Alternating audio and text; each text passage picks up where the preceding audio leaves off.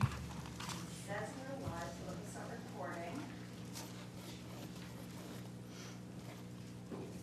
There. Yep. We are recording. Thank you. Good evening. Welcome to May 29th Township Committee meeting. It is also, we're calling a town hall at 6 o'clock, the municipal building, 770 Coopertown Road. Roll call, please. Mr. Bartlett? Here. Mrs. Patrick? Here. Mr. McFadden? Here.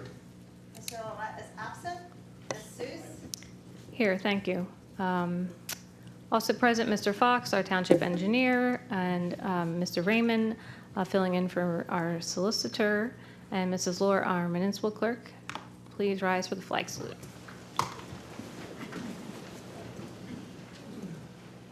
Allegiance to the flag of the United States of America and to the republic for which it stands, one nation, under God, indivisible, with liberty and justice for all.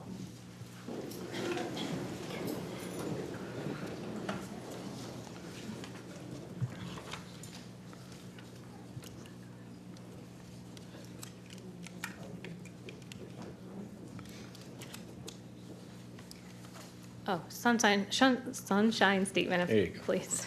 Live stream as well. Please be advised that proper notice of this meeting has been given in compliance with the Open Public Meetings Act in the following manner.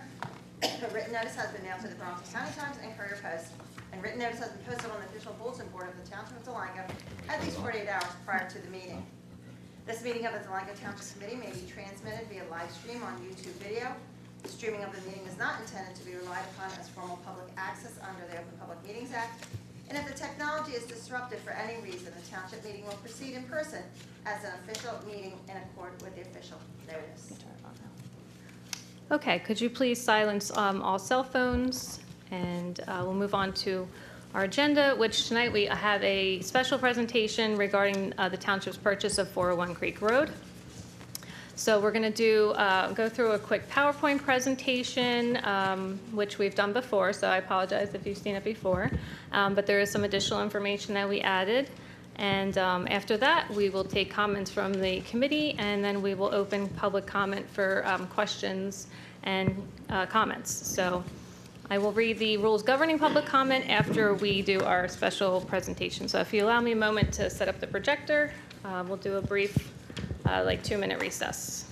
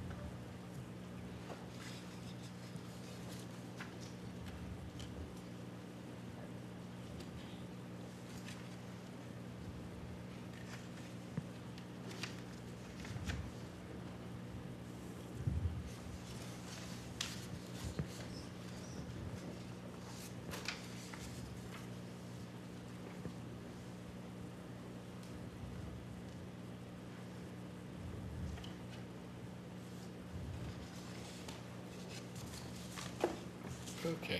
It's blinded me. Sorry.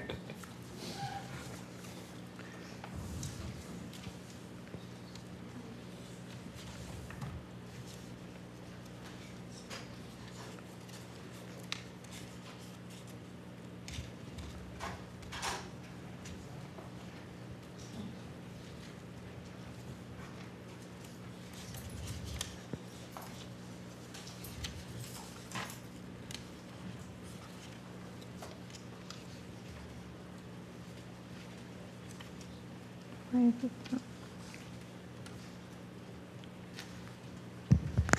We just plugged it in. It worked last time, right? We just plugged it in, it worked. Yeah. Doesn't want to do it. Yeah. It's not like, it's not Hey, connected. Rob, can you hit the lights? It's not connected to my laptop yet. Try the other port. I did, yeah.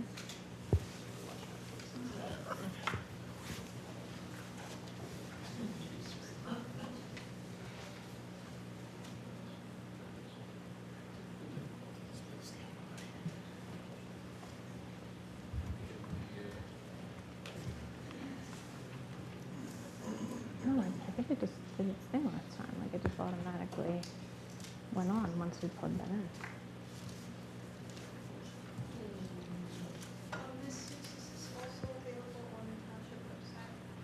It's the, yeah, it's basically the one that was before.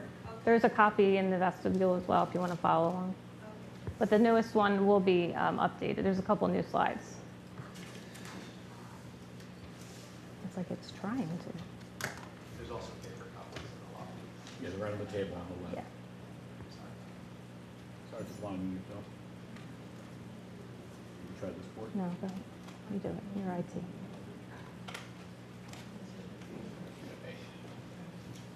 Setting failed, it said. Should we restart the laptop? Do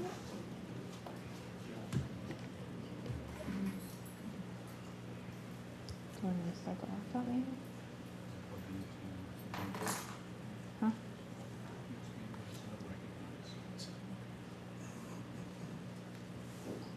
Well, that's an HDMI cable. Looks like it's on. Oh, there you go. Well, Let's play this right screen.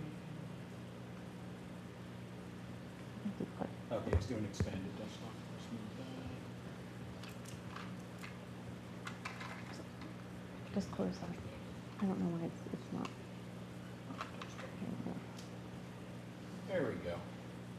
Okay, crisis averted. Thank you, Matt.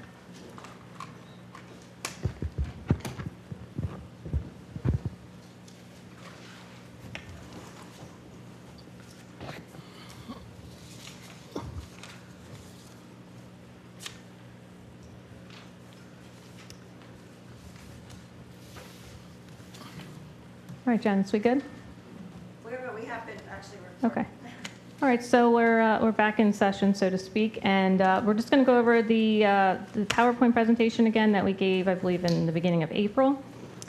This is the property here, 401 Creek Road, about 11.5 acres, and kind of a weird triangular design there, located on Creek Road next to the Field of Dreams, backs up to residential houses, and it's right across from 450 and 500, which is also owned by Criterion and the DMV.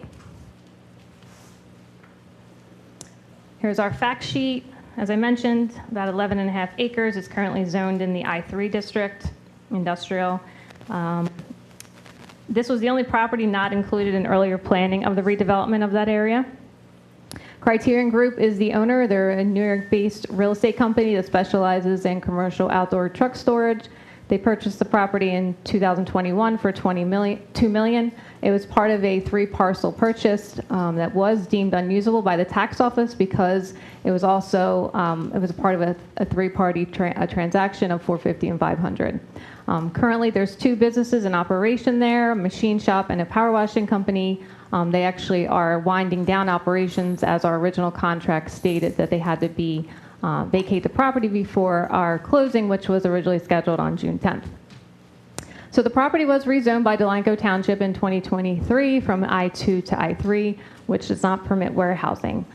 Because of that zoning change, we were sued by Criterion and Farrow Point in August of 23, and part of that settlement was a redevelopment agreement, and that was done in February of 2024.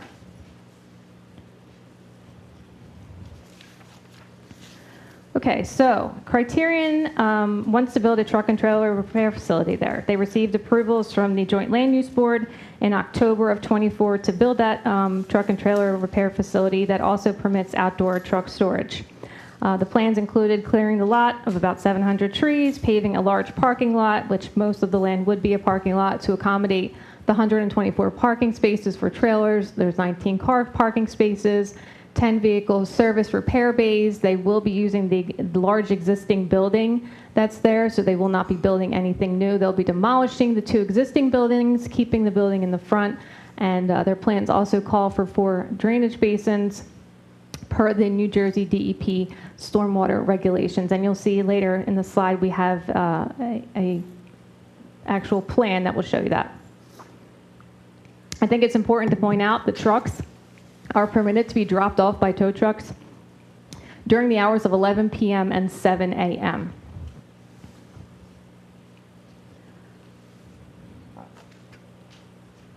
So here is Criterion's plan. You can see here, Bowler Engineering did this. This is the existing large building here, right here. This is the building in the front. This is a storm basin, storm basin, storm basin, storm basin. So there's 4 total. This entire area here right now is currently trees. There's a little bit of open space here that was cleared out. But this would all be truck parking, so this would all be blacktop. And then you have a very minor buffer here of I think it's 10 to 15 feet, and then there's residential homes that back up in this area here, and then literally right up against the fence here. Over here is the Field of Dreams. This is an overhead drone shot of the property. As you can see, that's that building that they would turn into, I think, 10 truck bays. This would stay, the buildings back here would go, and then this would all be tractor trailers and blacktop. Back here is a small portion of deciduous tree wetlands, and then that's the creek right there. As you can see, residential homes right here and back here, so very close to that property. This is the lot that the county said that they would be willing to discuss doing a land swap with us for the wetlands back here. This is just a mock-up we did showing how many trucks would be possibly parked there. Very similar to across the street here. Okay, so again, we'll just kind of go over the timeline. As I mentioned, they received their approvals for the repair facility in October of last year. The township then approached Criterion about purchasing the property in October of 24. In December, we had an ordinance pass and public hearing for ordinance 26, adopting the ordinance for the purchase of the property. Ms. Fitzpatrick, myself, Mr. Templeton, Mr. Bartlett all voted yes, Mr. Ovett voted no. Moving on, we started the process to get the agreement of sale drafted, and in February, we passed that resolution 2025-37, authorizing that execution of agreement of sale for the purchase of 401 Creek Road. During that meeting, Mr. Bartlett, Mr. McFadden, myself, and Mr. Ouellette voted yes. Ms. Fitzpatrick was absent. February 10th, we were under agreement with Criterion to purchase the property for $3.5 million, and starting on that day, we had a due diligence period of 95 days to perform our inspections and do our field work, and that has been completed as of today. April 7th, we had a meeting and we passed the ordinance and had our public hearing for ordinance 2025-4. The bond authorizing the acquisition of land and improvements for 401 Creek Road in the amount of $3.6 million. We put an extra $100,000 in there for costs associated with the sale. Mr. Patrick, myself, Mr. Bartlett, and Mr. McFadden voted yes. Mr. Ouellette voted no. Would like to point out that the purchase price is well below the written appraised value of $5.3 million.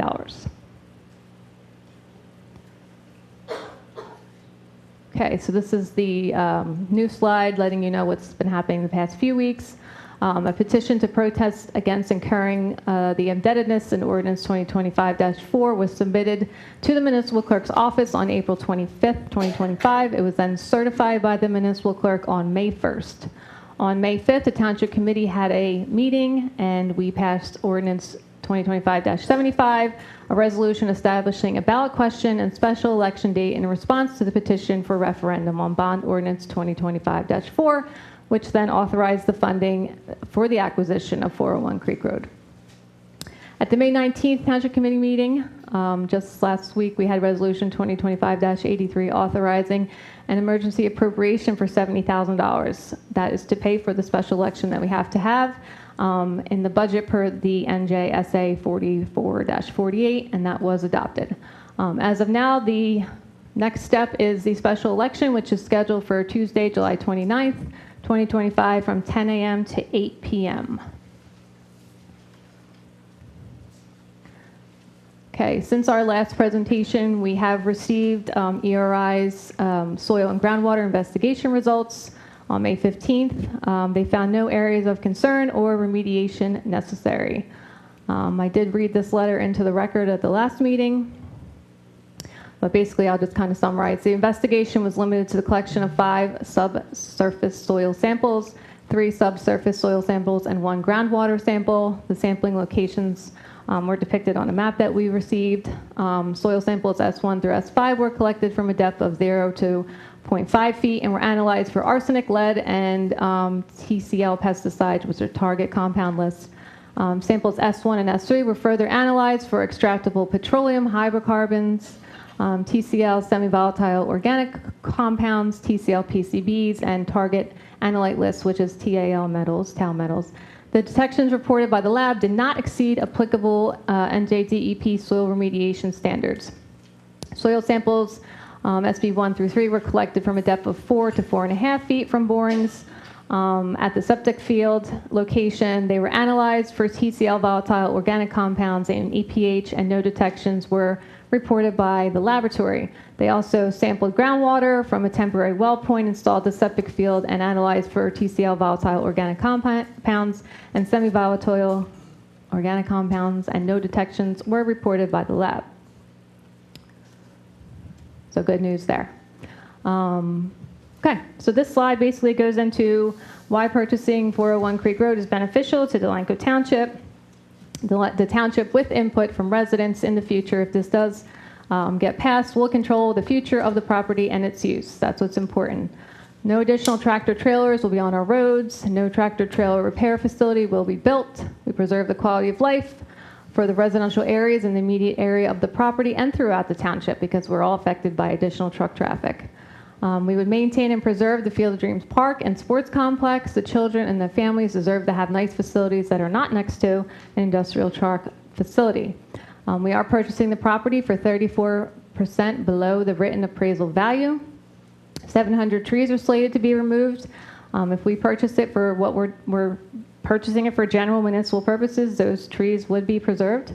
We would preserve the wooded area directly located next to the county-owned Pennington Park and Rancocas Greenway Trail, which is visited by many residents and people from throughout the county.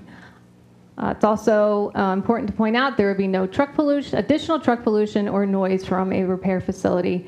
And of course, there's guidelines that are associated with contamination and stormwater, but it's only as good as who's monitoring it. So I think it's beneficial that there would be no risk at all for contamination to the site from a truck repair facilities. And of course, that's a sensitive area located along the Rancocas Creek.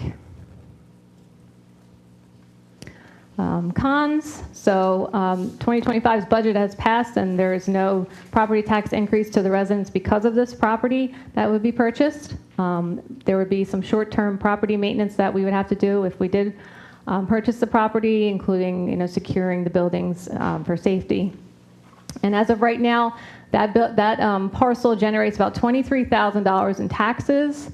But obviously, there would be a potential to return it to the market at a greater value, greater tax revenue in the near term if that's what the committee chose to do in the future. Also, this $23,000 does not go to the township in full. The township's portion of that is 33%, and I have a chart later that I will show you kind of breaking down what our tax rate is. So this additional benefit, I think, is important to point out. There is a potential land swap agreement with the county for this wetlands portion of the property of 401. It's about this small area here, which is right along their trail. See, this line here is their trail, their bike trail for Rancocas Greenway. So they are interested in preserving that to have a buffer. And in turn, this area here that's highlighted in pink has been an eagle's nest buffer, but because they're not federally protected anymore, the county has really no use for this land and would be willing to swap this land that is usable to us and make it part of our Field of Dreams Complex Park. This doesn't apply anymore because we had to move forward with bundling our existing debt because our bonds expired in June, so we had to move forward without that.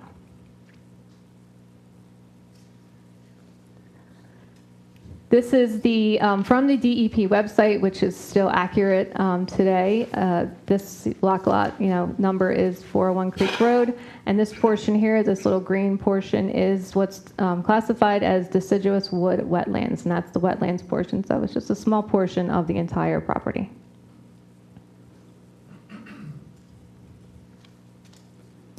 Okay, so we'll kind of go over our budget changes again, because I know that a tax increase has been kind of at the forefront as to why this should not go through. Our budget changes this year and why taxes are increasing, the minimal increase we have is because of these things, these appropriations here.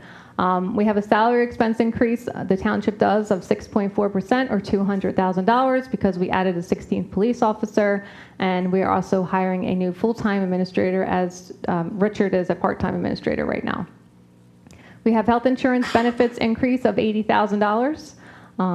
State health benefits continues to go up year over year. They are actually not in a good spot right now financially, and we're not sure if they will continue state health plan benefits. We might have to go different routes. So rates just continue to increase. Unfortunately, that's across the private sector as well.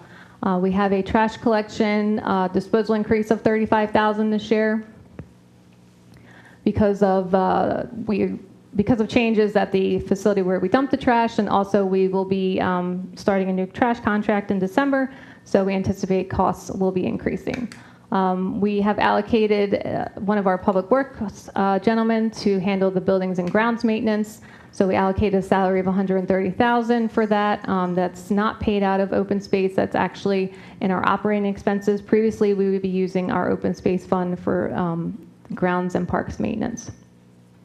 Public library aid to Delanco increased $21,400. That is going to be paid to the Delanco School District for utilities. That's anticipated. They're still working on that contract, but we are assisting the school with more of that.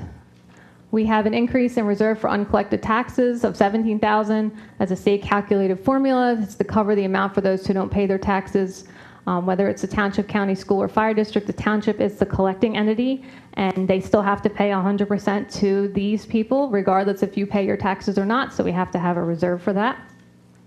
And we also allocated $25,000 for the centennial celebration next year, so we could put deposits down and get ready for that event. I know Recreation does have a plan to fundraise to cover a lot of those costs. And we also have a 20% utility increase that the BPU has approved that everyone will be seeing next month in June.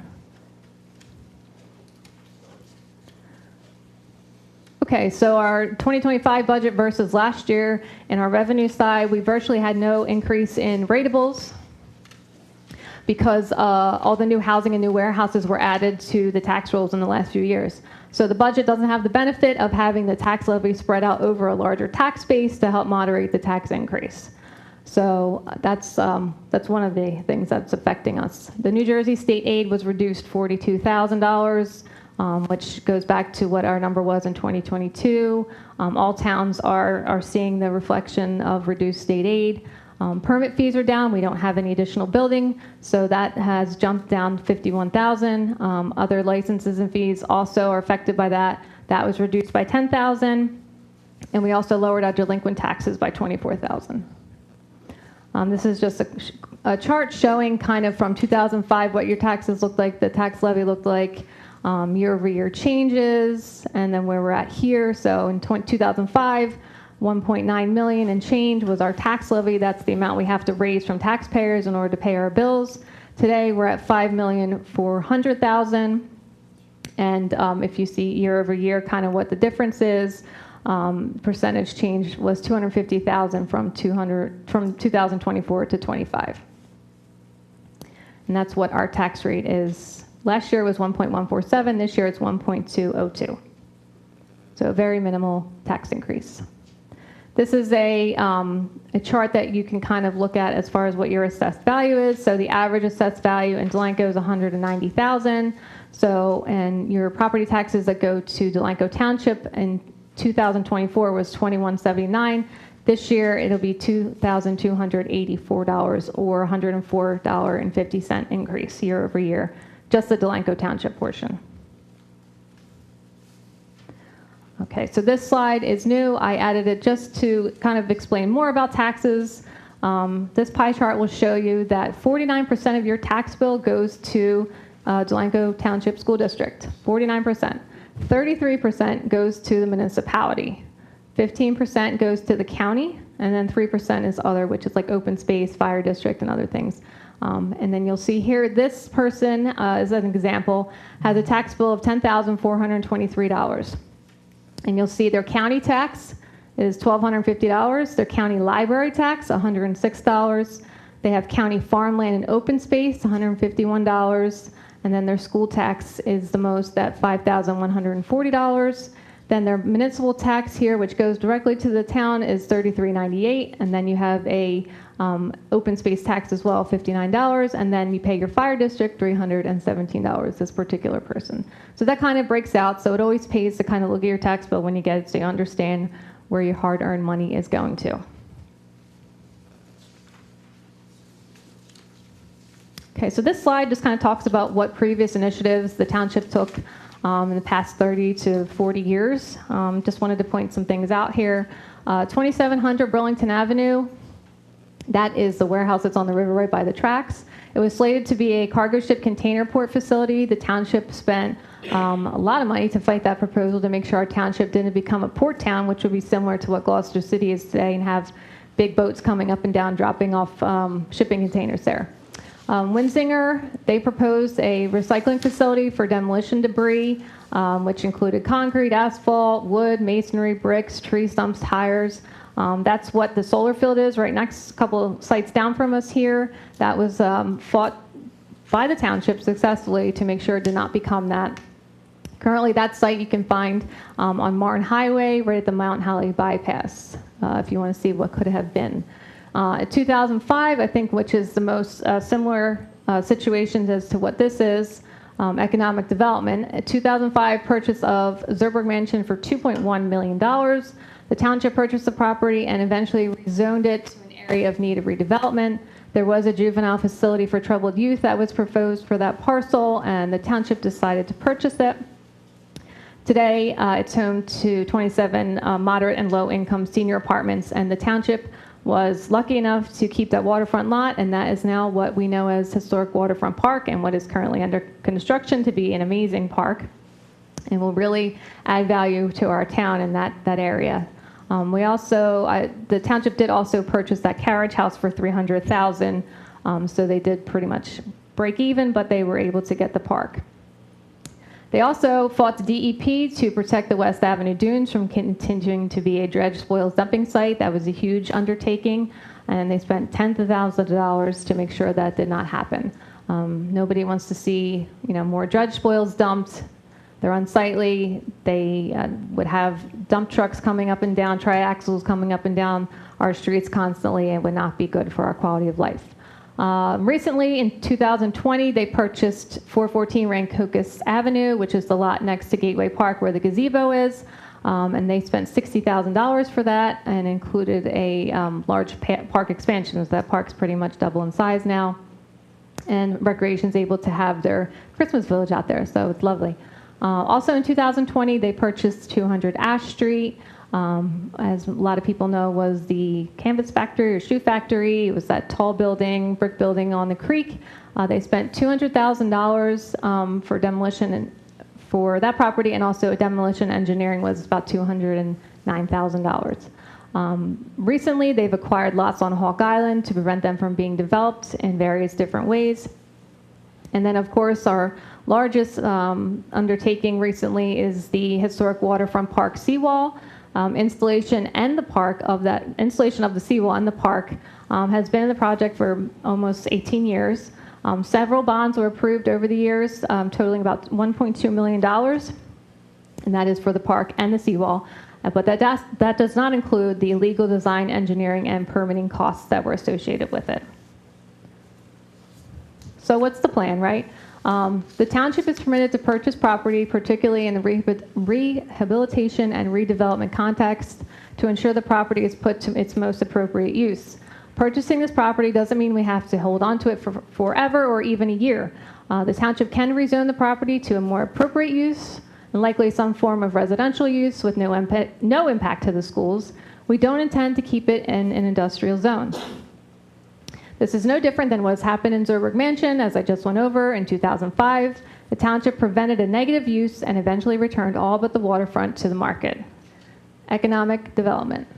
As of right now, the Township Committee does not intend to preserve or otherwise permanently restrict the property to open space. So what I mean by that is, once you designate something as open space, you take open space funds. You are not ever allowed to do anything with it ever again other than have it as open space. So that concludes my PowerPoint presentation. Hopefully I didn't bore you too much. Thank you for listening and taking the time to gain a better understanding as to why we think it's so important that the township moves forward with our purchase of 401 Creek Road. Thank you.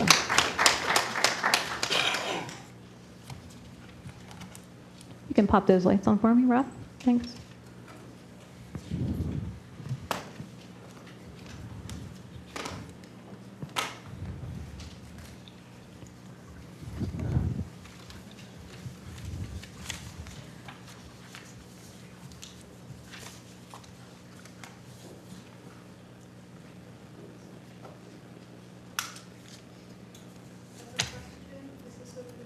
Not yet. We're going to have comments from the Township Committee now.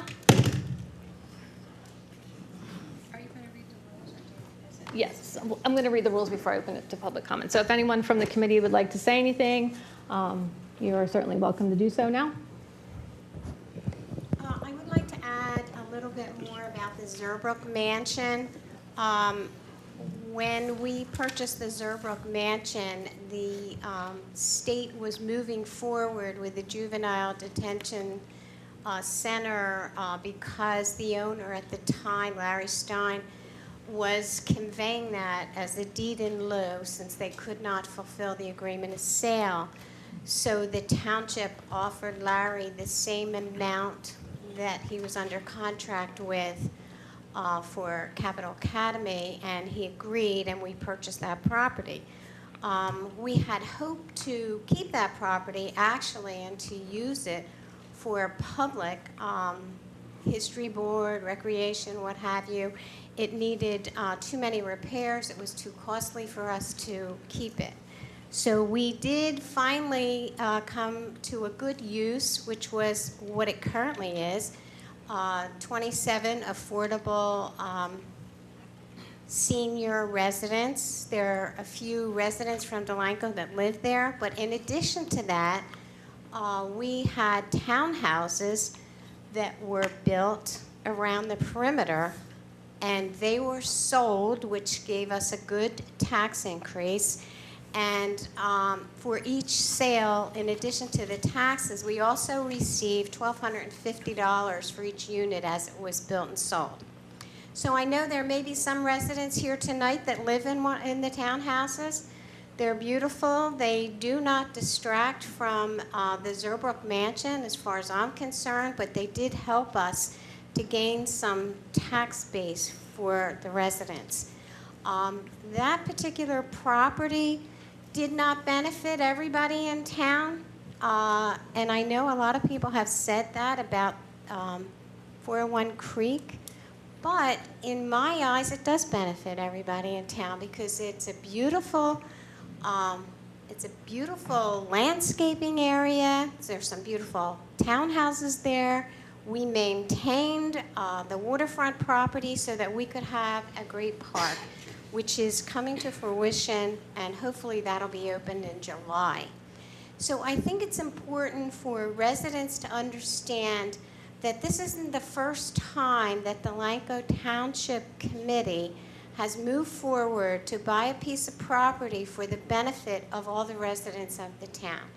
This particular property may be a little more costly than some, but when you put all, if you were to add up all the different things, the dunes litigation, we also had issues with Hawk Island, with dredge spoils there. These are all issues that we worked out, but at an expense to the taxpayers, because the professional fees got quite high, especially the dunes litigation. DEP sued us. We did manage to come out of that okay, but it still cost the township a large sum of money. So I think that we have always been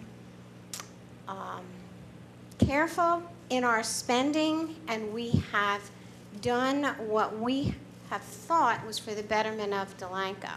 The Zerbrook Mansion, when we finally got a buyer for that property, there were 5 members on the Township Committee.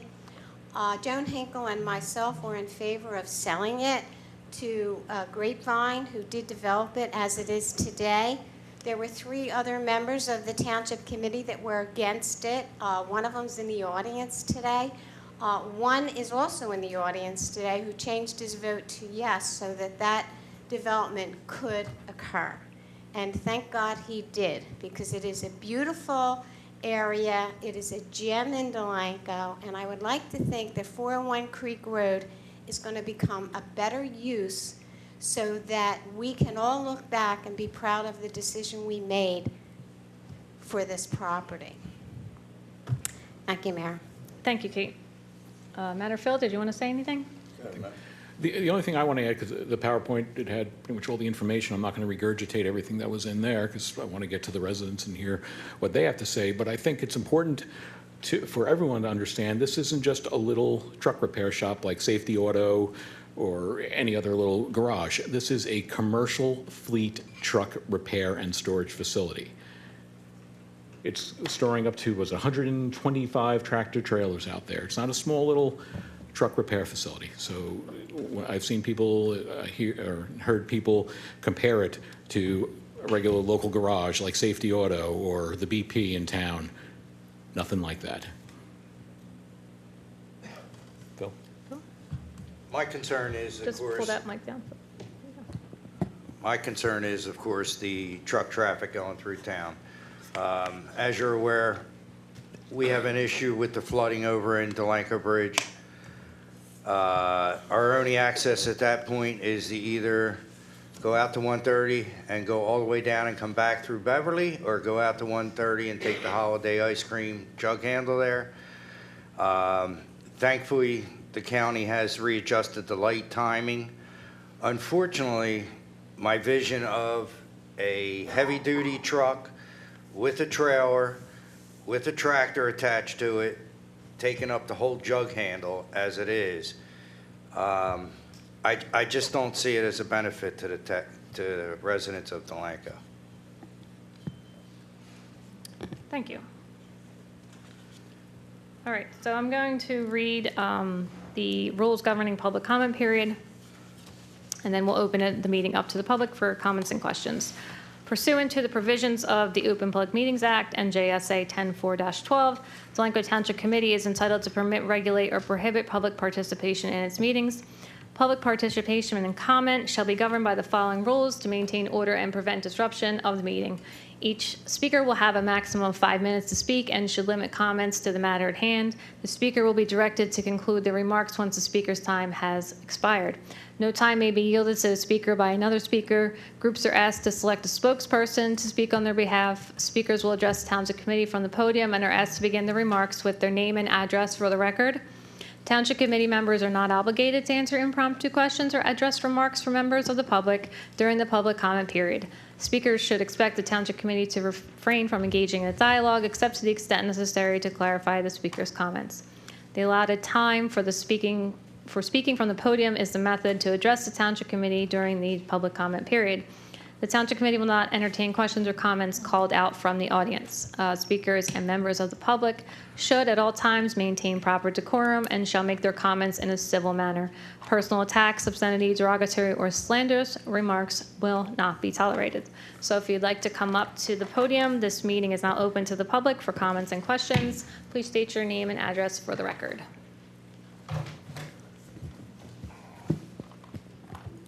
Get hurt with this stuff.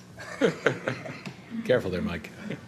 Trying to be careful. Mike Templeton, 621 Delaware. I'm going to repeat some of my remarks that I made at the last meeting and add a little bit more. I don't have new PowerPoint slides, but I'll try to make it clear and concise. So, the things I want to talk about are really the next two steps down the road after the township does acquire the property. As I've said previously, I'm concerned about forthcoming DEP rules on flood zones and how that would affect the ability of the township to turn over the property or sell it or redevelop it to a follow-on use. This goes back to the governor's executive order 100 back in January 2020, which asked various DEP or various state agencies to look at the future of climate change in the state. A couple of years ago, the state brought forth their the Inland Flood Protection Rules, IFP. That was July of 23. That had a several-year gestation since that EO 100, and that really deals with increased flooding due to increased rainfall from climate change and so forth, and increase the flood elevations, revisions to the Flood Hazard Area Control Act and Stormwater, major revisions to all that. As a result of that, the township had to update our Chapter 65, our flood damage prevention ordinance. We did that last year, and that adds for the FEMA 100-year flood zone 3 feet locally and pretty much statewide. Following that was the state, the follow-on regulations, which are expected to be enacted this summer or fall, or the New Jersey REAL rules, Resilient Environment and Landscapes. That rulemaking started back in March of 2020, and it regulates the waters, wetlands, riparian zones, which are the transition areas between waterways and the upland areas, and stormwater. It establishes climate-adjusted flood elevation, which is the FEMA 100-year plus 5 feet. And that's found on the website, DEP's website, flood indicator tool. And it also establishes an inundation risk zone, and that's for tidal flood zones. Back in November, I had sent an email to Hugh Doherty, who's the planning board engineer, who dealt in detail with the 401 project as that was going through that process. In his response of November 25th, Mr. Doherty says the site is considered a tidal flood hazard area.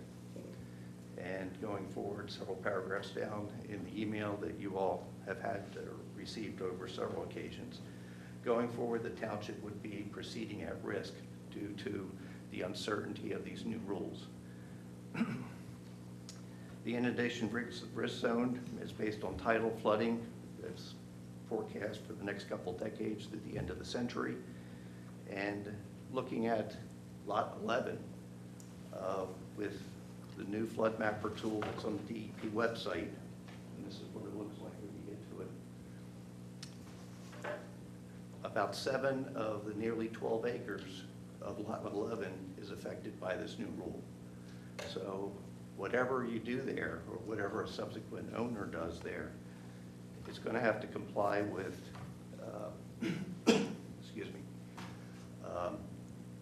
higher elevations for the lowest habitable floor. It's going to have to be basically storm-proof. It has to have the required structures within the flood hazard area be designed to resist uplift, flotation, collapse, displacement due to hydrostatic, hydrodynamic forces, which is proposed, or instead of, is proposed to be updated to to refer to buoyancy, collapse, and displacement. That's out of the proposed regulation. In addition to that, there's a risk assessment that's required to be done by the owner of the property, and that's supposed to, that's a required state requirement that identifies the potential economic and other costs to the current and future property owners, including government entities, for activities on public land associated with the project for future flooding and inundation risk. Construction with the flood hazard area carries inherent and specific long-term risk that are likely to be severely exacerbated due to changing climate. It is important that the owner of the site, not the applicant or agent, provide a written record attesting to the realities of said risk. The New Jersey League of Municipalities, a group of municipalities or entity that distributes information that's useful for government officials and so forth. Their briefing paper on the real rules, municipalities will face significant limitations on new development and redevelopment that may affect property values, implications for insurance costs. I think there's an appraisal that you mentioned that's been circulating. I believe the affected, or the that was valid as of October last fall. Looking at that appraisal, there's no mention that there's a flood zone existing at present. There's no mention in the appraisal of what could happen with the implementation of these new rules. So that obviously would affect the value at the current level. It would obviously affect the value going forward for any opportunity the township look to sell the property or turn it over to a new buyer. So I believe this is all important information for you to consider and for the public to be aware of that this is out there. And that's kind of the nutshell right there. So a lot of information there. I'm glad Mr. Fox is here and our solicitors are here that may have comments on that. Just a final word, the list that you have of all the parks and open space and preservation and things over the last 20 years, the last 18 years that I was heavily involved in many of those. It's a point of gratification that I feel I had a significant impact in the Zurbrick waterfront, suggesting that the township retain that, West Avenue and the litigation, working with Mr. Heinhold and so forth, and Steve, and many days in the courtroom, sitting in the back row there listening to the litigation with the state. So it's a good feeling that these things are there.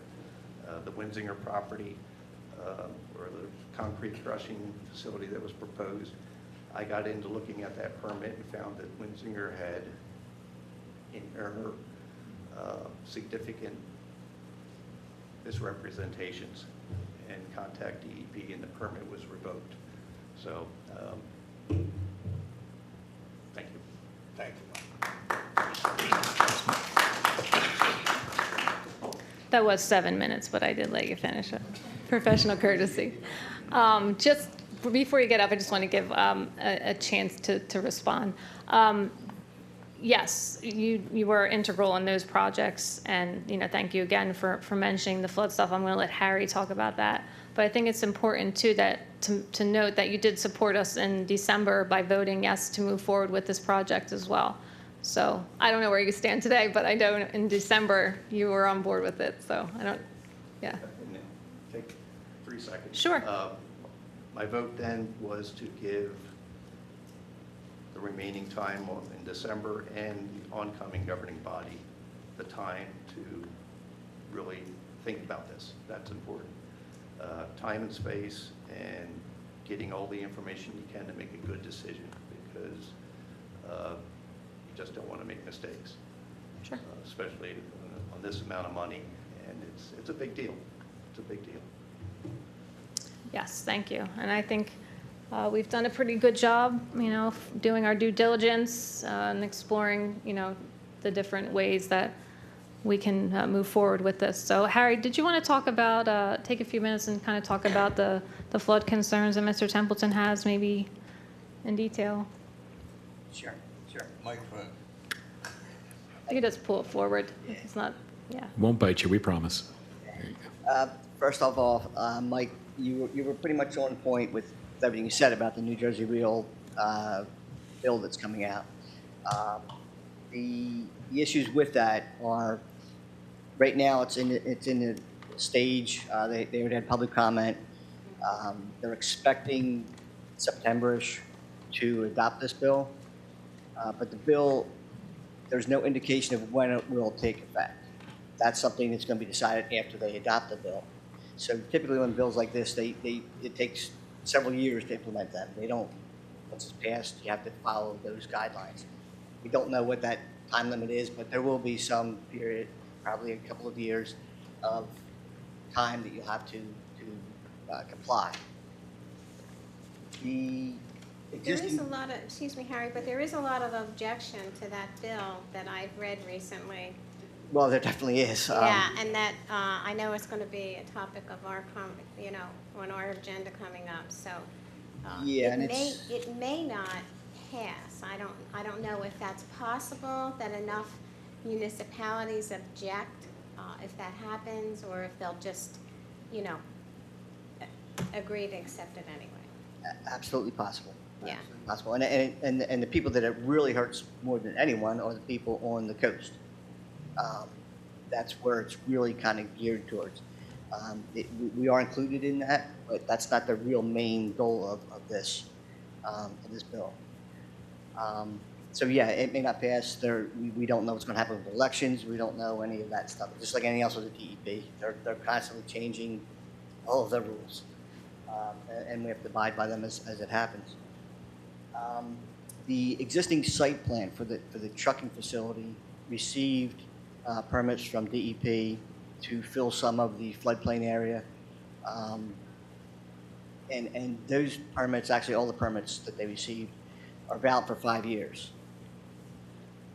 If the development is put up similar to what that facility is, and possibly the residential one that's less impactful, those permits may carry over to be used to be able to fill some of the area.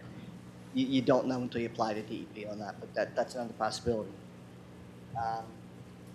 Thirdly, what the major impact for this site would be from this bill is they're basically raising the flood elevation by 5 feet to account for sea level rise.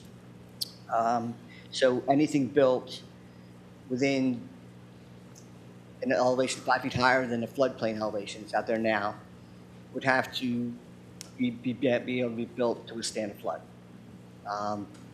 Or they're actually allowing fill to be brought in so you can fill the ground around your area to raise the building so it's not in the flood zone. We did take, and the map that Mr. Templeton downloaded shows the area, proposed assumed area of the new inundated area. I actually plotted from the topography plan the elevation adding the 5 feet. The area in reality is a little bit less than what shows on the state plan. The state plan is just they use aerial photographs and things like that to determine their lines.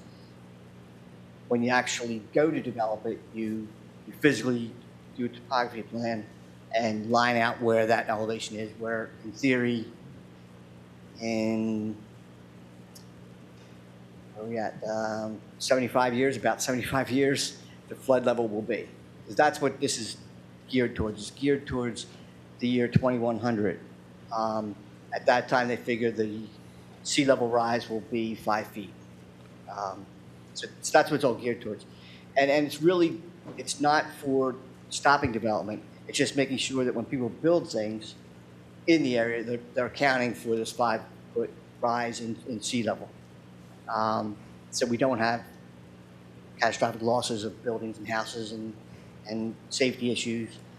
Includes infrastructures, things like that. They want to make sure it's safe. The bill itself is 1,044 pages. So it's like any other document in government. It includes a lot of other things in there. A lot of it has to do with the windmills off the coast. It has to do with green infrastructure. It has to do with a lot of things, and this is only one small part, actually, of the bill that would affect us. And I don't feel that with the site that's there, all the existing buildings would be out of even using the state map, would be out of that inundation zone. The front portion's out of it. There is possibly, they would have to, and we would have to do a study and do a report on what the effects of the development would be due to this flood. Not a major undertaking. At this time, it really doesn't look like it would hinder the development of that property.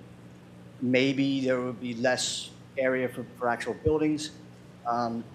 Maybe, and what's very popular now is they put, because we're talking about finished floor elevations. It's very popular that they build condos with garages underneath.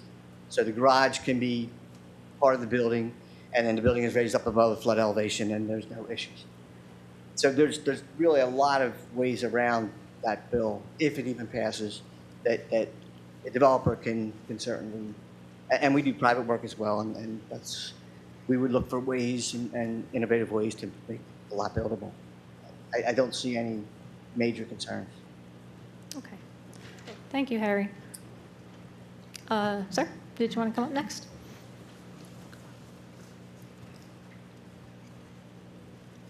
Good evening. Austin Dasher, 2405 Burlington Ave. I want to start by thanking you for giving us this opportunity to hear more about this proposal and to ask some questions. I think it's important to have a well-informed electorate, and I believe that giving people as many opportunities to learn and discuss this is going to be very important.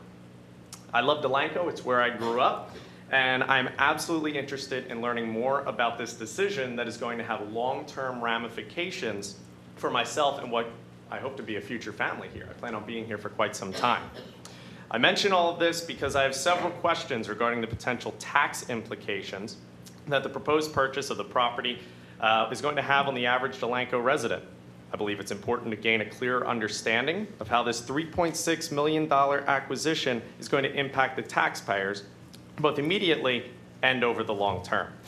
My intent is not only to ensure that I have accurate information myself, but to provide clarity for the rest. Based on information you provided in your presentation, a resident with a home with an assessed value of $190,000 can expect a $104 increase already right off the bat. We expect that coming down the pipeline. Is that correct? Not because of the purchase. That's just I'm aware it's not because of the purchase. Yes. It's just This year's tax coming down the increase. pipeline Correct. regardless. Yes. And that estimated $104 increase does not include the impact that'll be coming due to the school bond that was taken out for $3.5 million, correct? The school has released their tax rate, and taxes will not be going up due to that. At all? Nope. No I increase think they went whatsoever? down, actually. Okay. So do we have any idea what the potential interest rate on this $3.6 million bond is going to be? No, because we can't go out to bond because the referendum bond was killed, so we can't even look at that right now. Well, I suppose I'm interested why the town would purchase a piece of property without knowing how much an interest rate would be. Even a ballpark would probably be pretty reasonable to acquire, as I don't imagine an estimate changed by some insane amount based on what an estimate would come in down. So just as a regular resident of the town, I wouldn't, and I'm sure many other people, wouldn't purchase a house, a piece of property, a car, or any other kind of major purchase without knowing what the insurance rate or monthly payments are going to be. Speaking of long term, I am also very concerned at the lack of a concrete plan for this $3.6 million purchase. I've heard some mentions of a potential land swap. However, last I heard it was only a verbal discussion, and you, Mayor, said that no, it's all very unofficial. Has there been any follow-up on this? I'll let you finish your comments, and we can answer your questions at the end. Oh, I got a lot more coming. Go ahead. You got 2.5 minutes. Okay. Well, I'm not sure why this whole process has remained unofficial and was not involved in the presentation if it became official. I think that would be very relevant information for the taxpayers to know. Another option you guys mentioned was possibly turning it into some kind of housing development. And have any developers been contacted to gauge interest, or any estimates been done looking at the potential additional costs needed to get the land ready for that? We'll answer all your questions at the end of 5 minutes. Okay, do you want to mark down bullet points for these questions so we don't forget? I'm good, thank you. Go ahead. Oh, okay. I've also heard mention of selling it off to another party.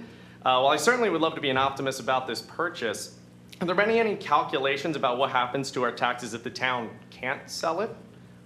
Is there any coverage for if we need to recover that $3.6 million? Oh, still waiting, okay. Because based on what I've been gathering here, it looks like you guys don't have a plan for what will happen if we do buy it, and you also don't have a contingency plan for if we can't sell it. Based on all the information I have at this time, this committee appears to be proceeding rather hastily with this proposed acquisition of a $3.6 million bond for the purchase of 401 without presenting a comprehensive or clearly articulated plan regarding the intended use of this land or the strategy for recouping the substantial expenditure of the taxpayers' funds. The current proposals lack the necessary depth, specificity, and financial prudence expected in matters involving the public's tax dollars, especially in this amount. It is fiscally irresponsible to commit such a significant purchase without providing us with clear, detailed information on the purpose, projected costs to the taxpayers, or the long-term implications of this investment. The absence of a clear and actionable plan raises serious concerns about the stewardship of the taxpayers' dollars and the accountability of this committee, and I am sincerely and very much against this purchase. Thank you. Thank you. Mr. Raymond? Mr. Raymond, did you want to speak on to why, the bond and what that's about? So, again, as the mayor pointed out during your presentation, we can't get a finalized number on the bond rate until the bond is approved. So we don't have a finalized number. Again, we have to go out to the special election because there was the objection filed to the referendum or there was a bond because the bond ordinance there was the objection to. Now we have to have that special election. With regard to the point of what would happen if the township were not able to sell the property, again, obviously it would be bonded. The township would have to pay off the bond. So, as I've stated in several meetings before, the purpose of the why we're buying this is for general municipal purposes, and that has to be classified as that, so the bonds are not taxable. If we were going to buy this with the intention of rebuilding on it, keeping it as green space or doing anything else, the bonds would then become taxable. Therefore, they have to be classified as general municipal purpose. Right now, if you look at the bond market and recent bonds that have been sold in New Jersey, the interest rate's right around 4%. Obviously, we can't say what our interest rate would be because that wouldn't be until August, if it does get approved.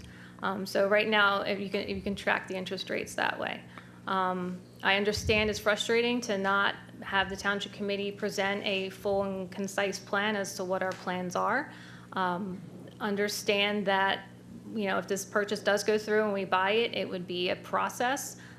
In January, it might be 2 new people sitting up here. So we can't obviously commit to what would be done by another Township Committee. So that's why that is what is happening as far as that. So did anybody else want to answer any of his questions? I did want to make a point that we cannot have a plan because we want to sell the bonds for municipal use. You can't have the plan, as Carolyn said, they would be taxed. But the sewer authority, They would be taxed and it would be a higher interest rate as well. Interest rate, yes. right. But the sewer authority bonded for our project that we did, our relining project, and the bonds were sold in May, and we won't have the official payment amount to us, according to our bond attorney, who is part of our solicitor, it's Tom Coleman, maybe at our meeting in June, but maybe not till August. So it's not something that you can project because of the market. That's how the bond market works. So even if we were to bond today, we may not have those figures on the payments and what have you for a month, 2 months, or 3 months. And I only learned that through being on the sewer authority. So what we're doing is what we can do. And just like with the Zerbrook Mansion, we were able to sell the property so that we could recover some land and the amount that we paid for it. And that is really what we hope to do here, but to have it as a better use than a truck repair facility that has already been approved from the Joint Land Use Board with their permits from DEP. So this flood elevation is not affecting them. There's one other development in town, which is Creekside, which is right off of Burlington Avenue on your way towards Beverly on the right-hand side. And if you notice, those homes, I don't know if anybody is here from Creekside, but those homes are elevated much higher because of bogs and ditches right there, much higher than the other homes in Delanco. I don't believe it was a requirement of the Joint Land Use Board, but the developer wanted to protect the homeowners who purchased the property. So I can see where those efforts have been used in other areas of Delanco. So just circling back on the issue of the bond, so the useful life of that property is 40 years, so they could bond out for 40 years if they wanted to for that. The township would do what's called a bond anticipation note, and we have 9 years to do that. So we have 9 years to do short-term funding before we have to go out to commit to long-term funding. So the first 3 years, we only have to pay interest on that loan. We don't have to pay principal. Year 3 is when the principal would then kick in. So in my mind, if the township wanted to, make the best use of their investment, they would do something with that property within the first 3 years before the principal payment would actually come due. So they do give you that little bit of a grace period, but again, you have 9 years to do short-term funding with which a bond anticipation note gets renewed every year. So every year, like I mentioned in my presentation, your debt gets renewed at a new interest rate. So what we bonded out for last year gets renewed again in June, and then they have a new interest rate. So that's what a short-term note is. And you had mentioned the school. The school did bond out for $3.5 million for the roof referendum. They did do a budget presentation, and their tax rate actually did go down, so there will be no school tax increase this year. Hi, Vera. Are you ready for me? I'm always ready for you, sure. Thank you.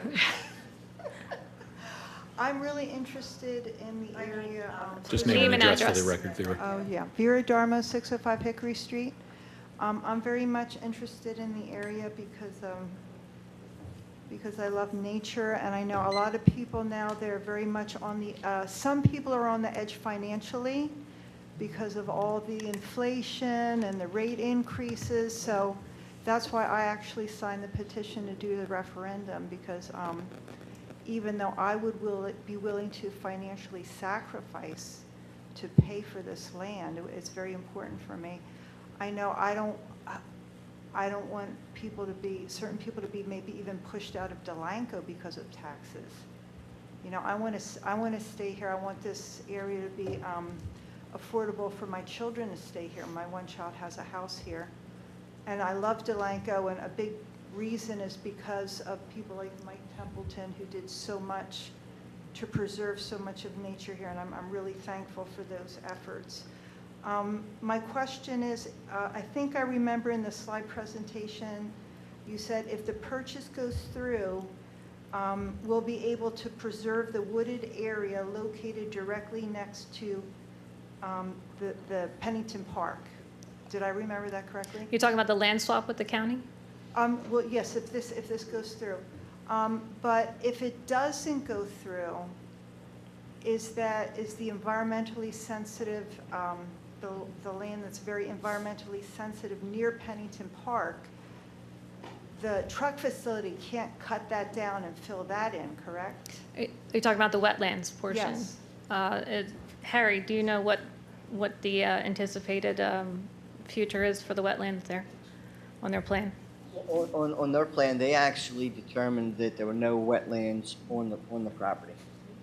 So they're building right up to the property line, essentially.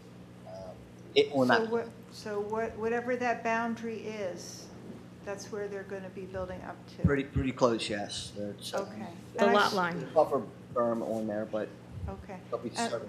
I saw a lot of what are they called, stormwater basins, is that Correct. what it's called? Now, if a development went in there, would there be the same amount of stormwater basins? Probably not. Or a lot fewer? Correct. With that facility, as you can see by the site plan, there's a massive parking lot. It's an impervious area. Okay, yeah, that require makes more sense. stormwater. Yeah, because the water couldn't go through. My other question is, if those regulations pass, raising the floodplain, is that how you say it? How would It's you say raising the that? floodplain elevation, yes. Okay, and it becomes a little bit more difficult for the developer. Would we ever consider giving them a pilot program to make it more attractive? I can't imagine. I can't imagine that we would, but like I said, I couldn't speak for a committee down the road. But the I'm people not in here favor would of not- pilots. Nobody here would consider a pilot for the developer, is that correct? I would never consider that. Me either. They don't get, the school gets no money for it. Right. From the taxes. I would never do that to our schools. We Okay. already have way too many pilots in this town. There, as you know, all of us are really involved with going to school board meetings and being involved in the school and making sure they're making good decisions and, it affects our town. So we try to go to as many school board meetings as possible, and a lot of times we're the only ones there. So we do support our schools, and pilots don't support our schools. Okay, those are my questions, thank you. You're welcome. Thanks, Gary. Gary Cooper, 3 Edwards Avenue. I also lived at 912 Burlington Avenue. Sorry, one Could you second. Say that one more speak time. up? Gary Cooper, 3 Edwards Avenue. I also lived at 912 Burlington Avenue for a long time. I lived on 517 Second Street for a long time. I've been a resident for basically 65 years. In the last 20 years, this town is really going downhill. It's being overcrowded, it's being overbuilt. We don't have an emergency squad. A lot of people, I walk 10 miles a day all around town for the last 2.5 years. A lot of people don't even know that we don't have an emergency squad. The fire department is undermanned, and I understand it's for volunteers, and there's an issue with that as well. The police has picked up, but the crime rate's going up. The school system is a mess. Look at Walnut Street School. When I went here, there was 3 schools. Now you're cramming all into one, and it's a mess. It can't be that you can allow this town to build more condos and more houses. It's overcrowded as it is, and it can't handle it. The sewer system alone with Beverly. We could have built a sewer plant, didn't do that either. The water system's a mess. You better break off your tails and think about not building ourselves out of our town. Thank you. Thank you.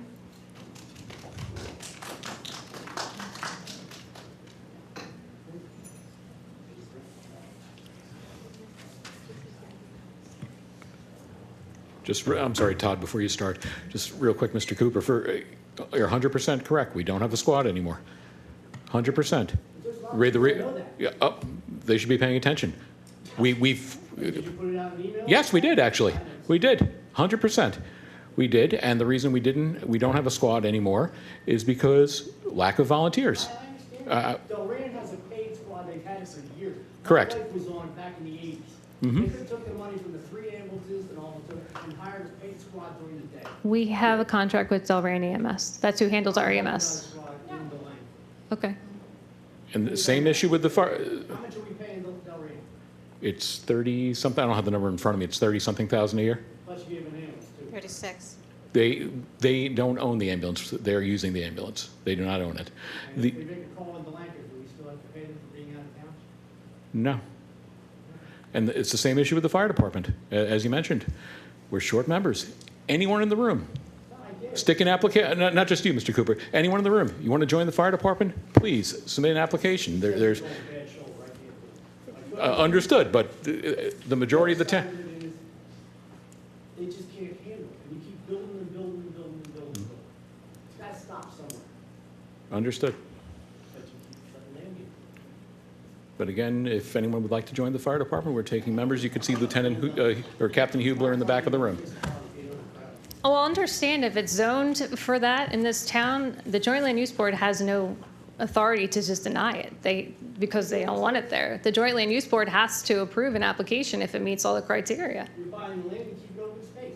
Everybody'd rather pay for the open space than have more condos. Well, I mean, if we're going to buy and preserve, $3.6 million and preserve it, there's going to be tax implications. But all I keep hearing is that we don't want our tax to increase. So, I mean, we can't have it both ways, unfortunately. What happened to the rules? What happened to the rules? I'm responding, so, yes, thank you. So we'll go ahead and, thank you. We'll go ahead and allow Mr. Burke to have his comments. Let me just reset the timer.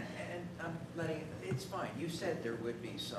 Yeah, it's a town hall, so, I mean, we're trying to be, as much back and forth as possible and not so formal, so.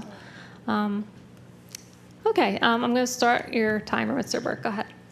Todd Burke, 1506 Second Street.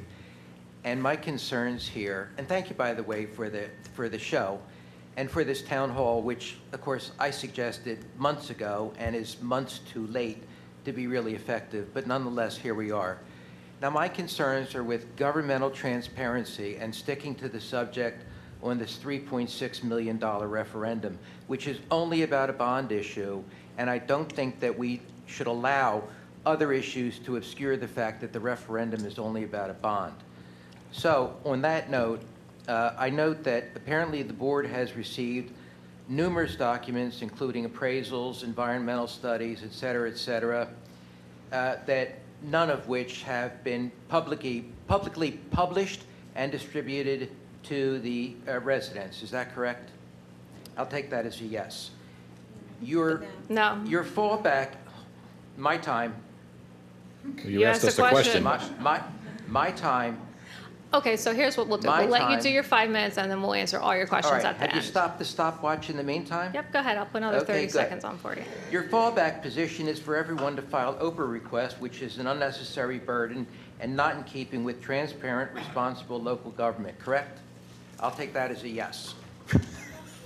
Mr. Burke, with all fairness, if you want us to respond, ask us a question. If you don't want us to respond, don't ask us a question, and then complain when we respond. It's my time right now. Then don't ask us a question, Mr. Burke. You're asking us a question. Then you stop the watch and let me ask my questions. And you can go through, just like with the other speakers, take notes and answer my questions at the end. Right now, you're stepping on my time. Well, then don't say, I take that as a yes. Mr. Burke, I'm speaking. If you're asking us a question and you're going to say... You're stepping on my time, I'll give you an extra minute. Let me speak. No.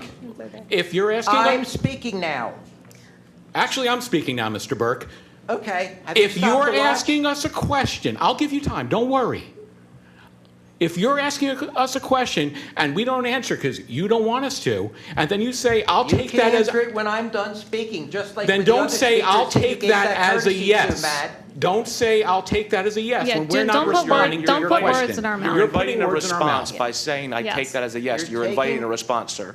So if you don't want the response, then don't add the, I'll take that as a yes. Make your comments and let them respond. Oh, okay, thank you, Counselor. The latest appraisal in 4 months shows a 25% increase, a $1.3 million increase in those 4 months, with no proof, no evidence as to why suddenly that property magically increased 25% in value over 4 months. Right? We're not going to answer. You passed in April or May of this year a resolution which says in part, it's 2025-75, that the township is currently under contracting, cannot wait for the November general election date, and therefore must hold a special election for determination on the question. There's no facts, there's no evidence to back that up. Instead of blowing $70,000, you could have withheld it to the November election, because the solicitor put it in the contract that if the bond doesn't go through, that everyone walks away, clean hands, we're done with it. There's no rush. There's no other buyers out there. It has never been for sale. I understand that it's not for sale now because it's under contract. It's never been up for sale. I won't ask the question about whether or not that's correct, okay? The interpretive statement, which apparently and hopefully not seems to possibly be attached to the referendum issue, confuses the entire issue. It's partisan, it's prejudicial. This vote on this referendum, without any of these other issues, is only about, do we approve of the bond, yes or no? Now, today we found that on the website, the municipal website, there was an unsigned, allegedly authoritative partisan statement, and there have been partisan statements and videos on the municipal website, which I think is improper. And that one that was posted today was attributed to someone, it was unsigned. It was also factually wrong, but that's okay. That's a big problem, attaching partisan statements and videos to a municipal website. That's a real big problem, all right? If you don't understand that that's a problem, then look up the rules, because it's a problem. Now, I posted something to the residents of Delanco website this morning at 3 o'clock. It took 6 hours to get it posted. I also posted it to another website on Facebook called Uncensored Riverside Delanco, and it got posted in 2 minutes and generated a lot of response. And when my post to Delanco residents was posted today, it generated a lot of response. But it was held for 6 hours, and I don't understand why. So those are my concerns, that this governmental action is not transparent. You're not providing all the information to the residents. You're making us peek around the corners for this kind of information. And number 2, that the issue is only about approving the bond, yes or no, and that's why I certainly will be voting no on July 29th. Thank you.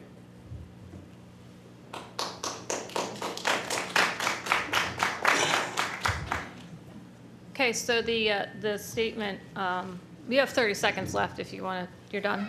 Okay. I added a, reset your timer.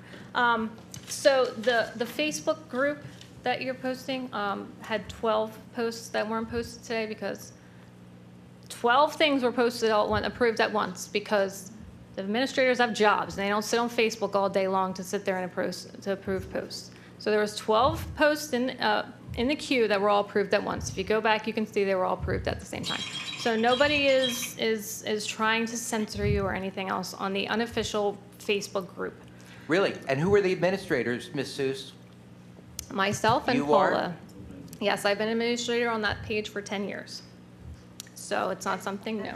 And Paula, yes. Both of us have jobs. I spend half the day at the township and half the day doing work at my house for 2 other jobs that I have.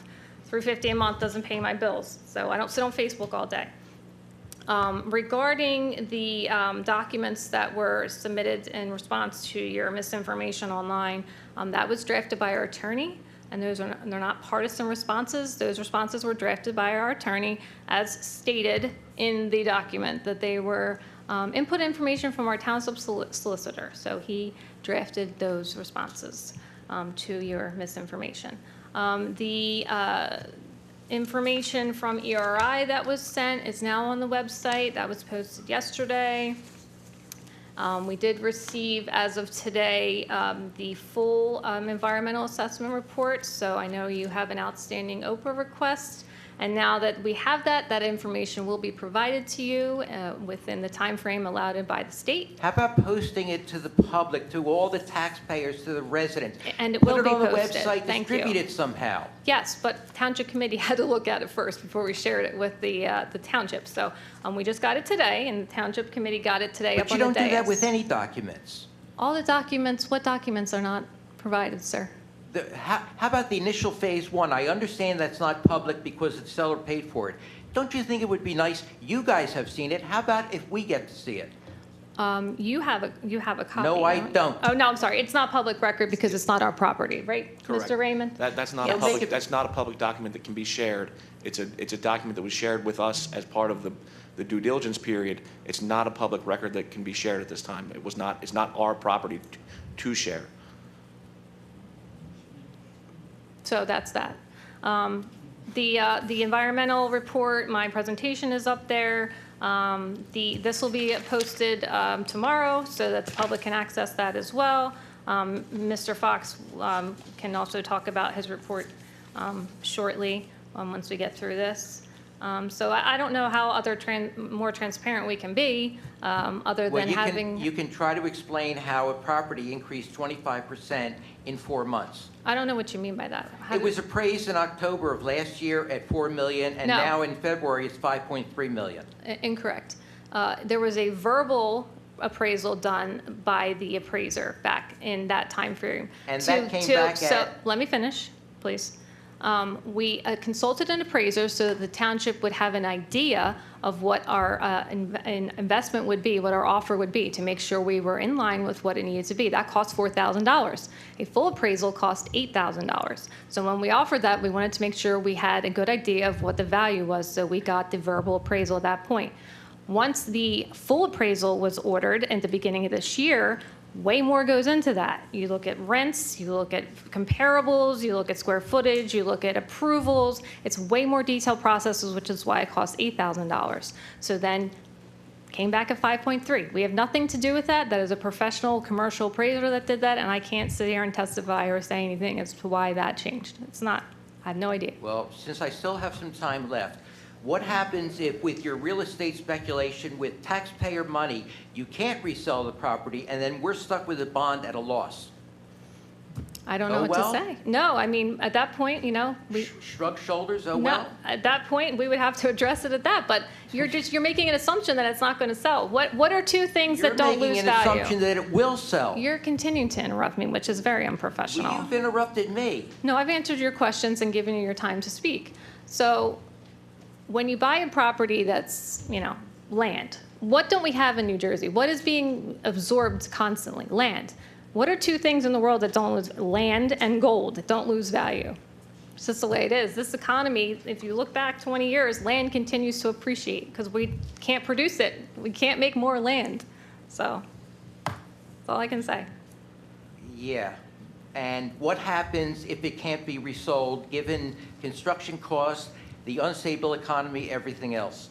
And we're stuck with a bond. That's your opinion. In the meantime, you're banking on our money being used for real estate speculation, and I object to that. Understood. You've made that very clear. Thank you. Anyone else wish to make any comments?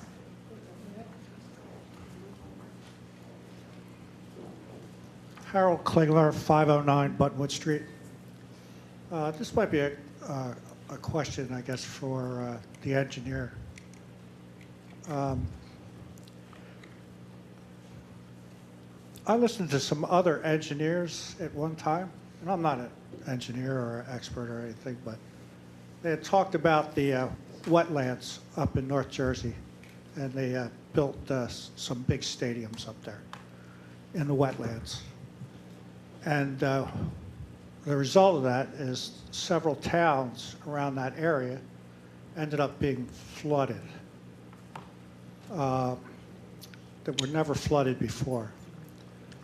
And the point that he brought up is whenever you build on wetlands, or even near there, that weight pushes down, and then it hits the water, and the water spreads out from the weight, and it goes somewhere else, because the water just don't disappear. It goes somewhere else.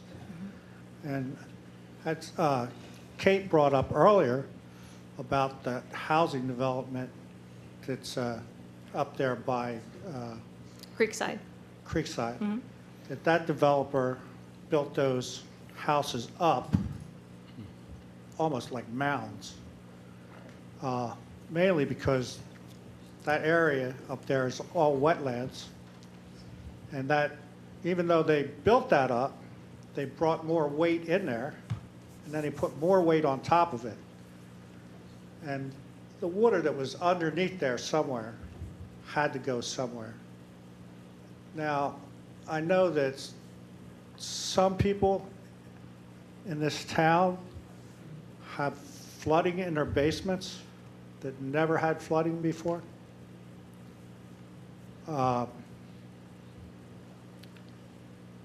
They may be near those areas where they built all those townhouses and condos and that's housing in that wetlands area. And I don't know if this town can stand one more building anywhere, really. I mean, we're surrounded by water, just about. There's lots of wetlands everywhere. And I don't know if we could just stand even one more building in this town. That's all I got to say. Thank you. Thank you. And just so you know, our commercial building code does allow 75% impervious coverage. So they are allowed to build commercially. They can cover 75% of the lot in impervious coverage, meaning blacktop, concrete, rocks, and stuff like that. So. And Hal, I do feel your same concerns about, the wetlands and building. As Mike Templeton puts it, we're surrounded on 3 sides by water, 4 when it rains. And, it's definitely an issue. And I see paving this entire lot for this truck parking area. I see that as a big issue for that area. And, I'm not an engineer. I understand all that. Mm-hmm. What I don't understand is whether, like the mayor said, well, under the rules for the town, they're allowed to do all this paving and all this stuff. I don't understand how the county or the state would even allow it, or allow the township to allow them to do it. I don't understand that at all. So because the water affects everybody. Sure. It's got to go somewhere. Thank you. Anyone else?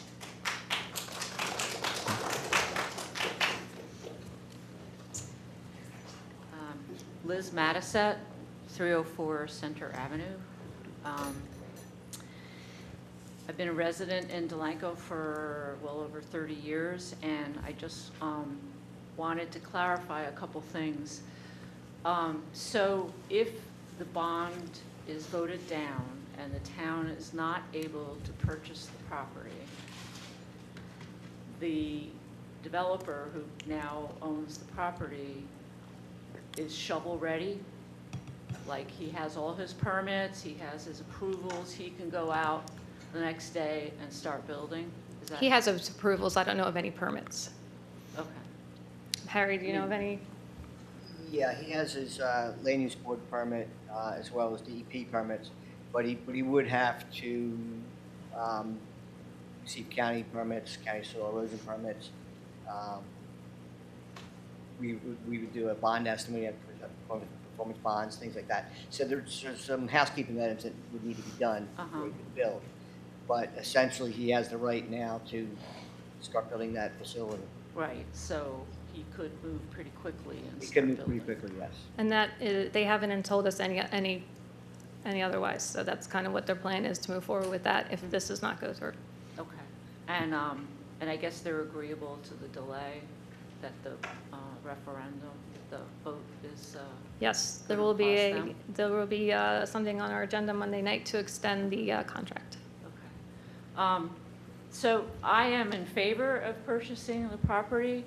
I have a lot of thoughts about what should be done with the property if the town is successful. We've talked about, and maybe it's premature to discuss this, but we've talked about, in your presentation, you talk about 700 trees and preserving, but then you say there is no intent to preserve the property. So I think that's kind To of... permanently put it on the Rossi list, to make it open space, permanently. Right. Well, I mean, if you purchase it and make it open space, that would be permanent. Right. So... If you classify it as open space, yeah. If you Yeah. just leave it as general municipal purposes and Right. don't classify it, Okay. yeah. So it would be my preference if it, stays mostly forested. And like I said, I think that's premature. I think our real question here is no other issue than, should the town purchase it? And because do we want that truck facility there? And is that going to benefit the town? And you know, sometimes development seems like a really good deal, but when it's in its spot doing what it does, it can cost the town, and it kind of negates some of the tax benefits that the town may think they're getting. So I think that's an important consideration. There are services that will have to be supplied even to a commercial property. There will be, you know, perhaps issues with residents that the town will have to deal with. If that facility is built, you know, there may be drainage issues and things like that. So development, you know, tax ratables are not always without their negative benefit as far as that goes.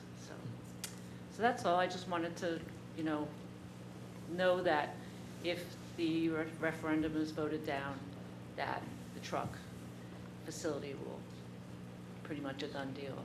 So thank you. And I want to thank you guys for all the materials you've put together. As a former government employee, I understand that it's, you know, you have timeframes and receiving documents and review periods for documents, things like that. We talk about the new wetlands regulations that might be in the pipeline. I know that, you know, once the legislation, if it gets approved, if there's regulations that are going to be associated with that, they have to get written. They have to have a comment period. So I think there's probably a fairly big lead time for that affecting any development that's, you know, currently on the table. So. For sure. Government doesn't move quick. A state government especially. Well, they try their best. Yeah. Just a lot of red tape. So. And I Thank think, you, Liz. Thank you, Liz. yeah, I think on Liz's point about the taxes, just she brought that up. You know, the property right now is taxed at $23,000 some odd dollars. If this fleet commercial truck repair facility goes in there, there's going to be little to no tax increase on that because they're not changing anything with the buildings. It'll be minimal per our tax assessor. They're paving the parking lot, which is minimal assessment. We're not going to get this big windfall of hundreds of thousands of dollars for this fleet repair facility going in there. And we don't receive the 23,000. I think out of the 23, we get a little over 7. Yeah, 33%. I wanted to address one thing that Liz had mentioned. put that Okay, just pick the microphone mic up up. a little bit. Yeah. Oh, okay. Liz, I don't know if you were aware, but when we purchased 200 Ash Street, the residents did come in. We gave them the opportunity to make suggestions as to what they would like to see there. And so we have designated that as a park area. We have reviewed it, we've walked it, we've had our planner and our engineer take a look at it, and we have some nice plans for an open space park there. So we do take into consideration residents' requests or likes or dislikes, and so I just want you to know that. I mean, Mike has done a lot of work on this committee, and so have I. I've actually been here longer than Mike, and I've always had the interest of the residents at heart. So he's not the only one up here saving our environment and our open space. I just want you to know that. I've worked very hard for Delanco to do that. So we will keep that into our consideration if we are able to purchase this property. Yes, I mean, that's what we're elected by the taxpayers to speak on behalf of the taxpayers. That's why our government is set up the way it is, and that's what we intend to do, is to get public input if we do move forward with this. Michelin Wine?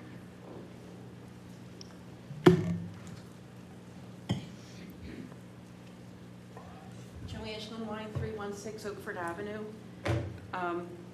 At one of the earlier meetings, I came up and I asked about strategic planning. And I want to mirror your words in thanking all of you for your tireless commitment to this township. Sitting through your budget meetings, I learned so much. And what came very clear to me was, if I'm still correct in my remembrance, well, there are 40 pieces of property in Delanco that have been undeveloped yet. That might be somebody that has a double lot, a triple lot, This is a big deal. And I think about what I learned from your process, and certainly what I've learned from the school board process, is the lack of revenue. It was made very clear, as you noted in the presentation, you've basically maxed out in permits, building code stuff. That was a windfall, and it was budgeted appropriately. I learned about the savings, Delanco. It seems to be in the forefront, is having a good, solid base. I think about moving on. Oh, sorry, thank you. And I'm worried about what the tax increase is going to be if we don't strategically plan. That means you're going to have to cut because you can't keep on spending. And then I worry, what are you going to cut? Are you going to cut recreation? Are you going to cut the library services, police services? Where else are you going to cut? So yes, 33% of our taxes go to the municipality. And watching the past couple years and sitting back and seeing the time and effort and the knowledge of you thinking progressively, I wonder when we then ask the question, what does this town want if we don't have a strategic plan? Nothing is going down in cost. As you noted, benefits have gone up. Utilities are going up. Salaries are going up. Gas went up again. Everywhere we go. So then I wonder for our town, what do we then want to cut? Because we do have mandated services.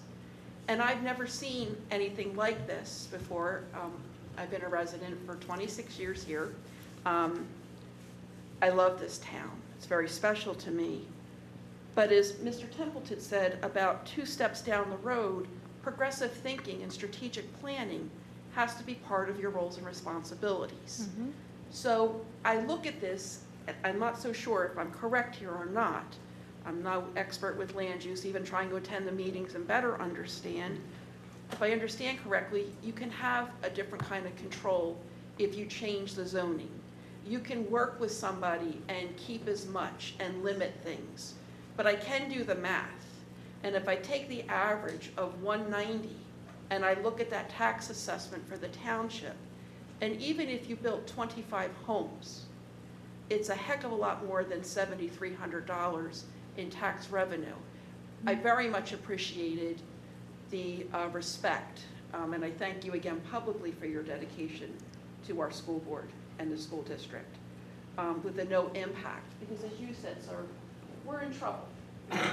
And, well, we're getting a little better. I just want you to trust me on that. Just trust me a little bit. I can. Test scores went up. And behaviors have increased to be better. So we're trying. But I think if we all work together collaboratively, respectfully, no one knows everything. Every one of us knows something. And we get to elect you. That's our privilege and right. If we don't like something, we can probably try to change that. If we don't attend, if we don't give comments, we then may become part of the issue instead of part of the solution. So I trust all 5 of you.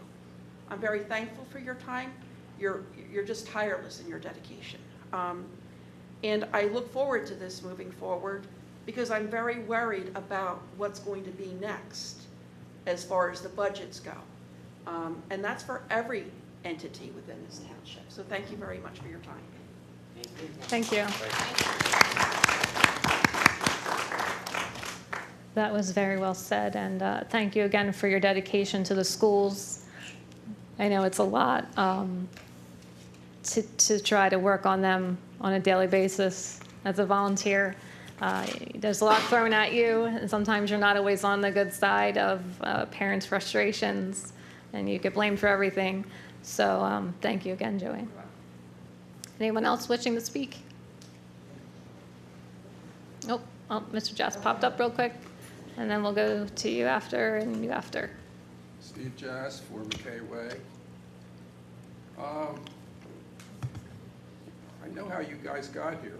I'm sorry, Steve, just pick the mic up.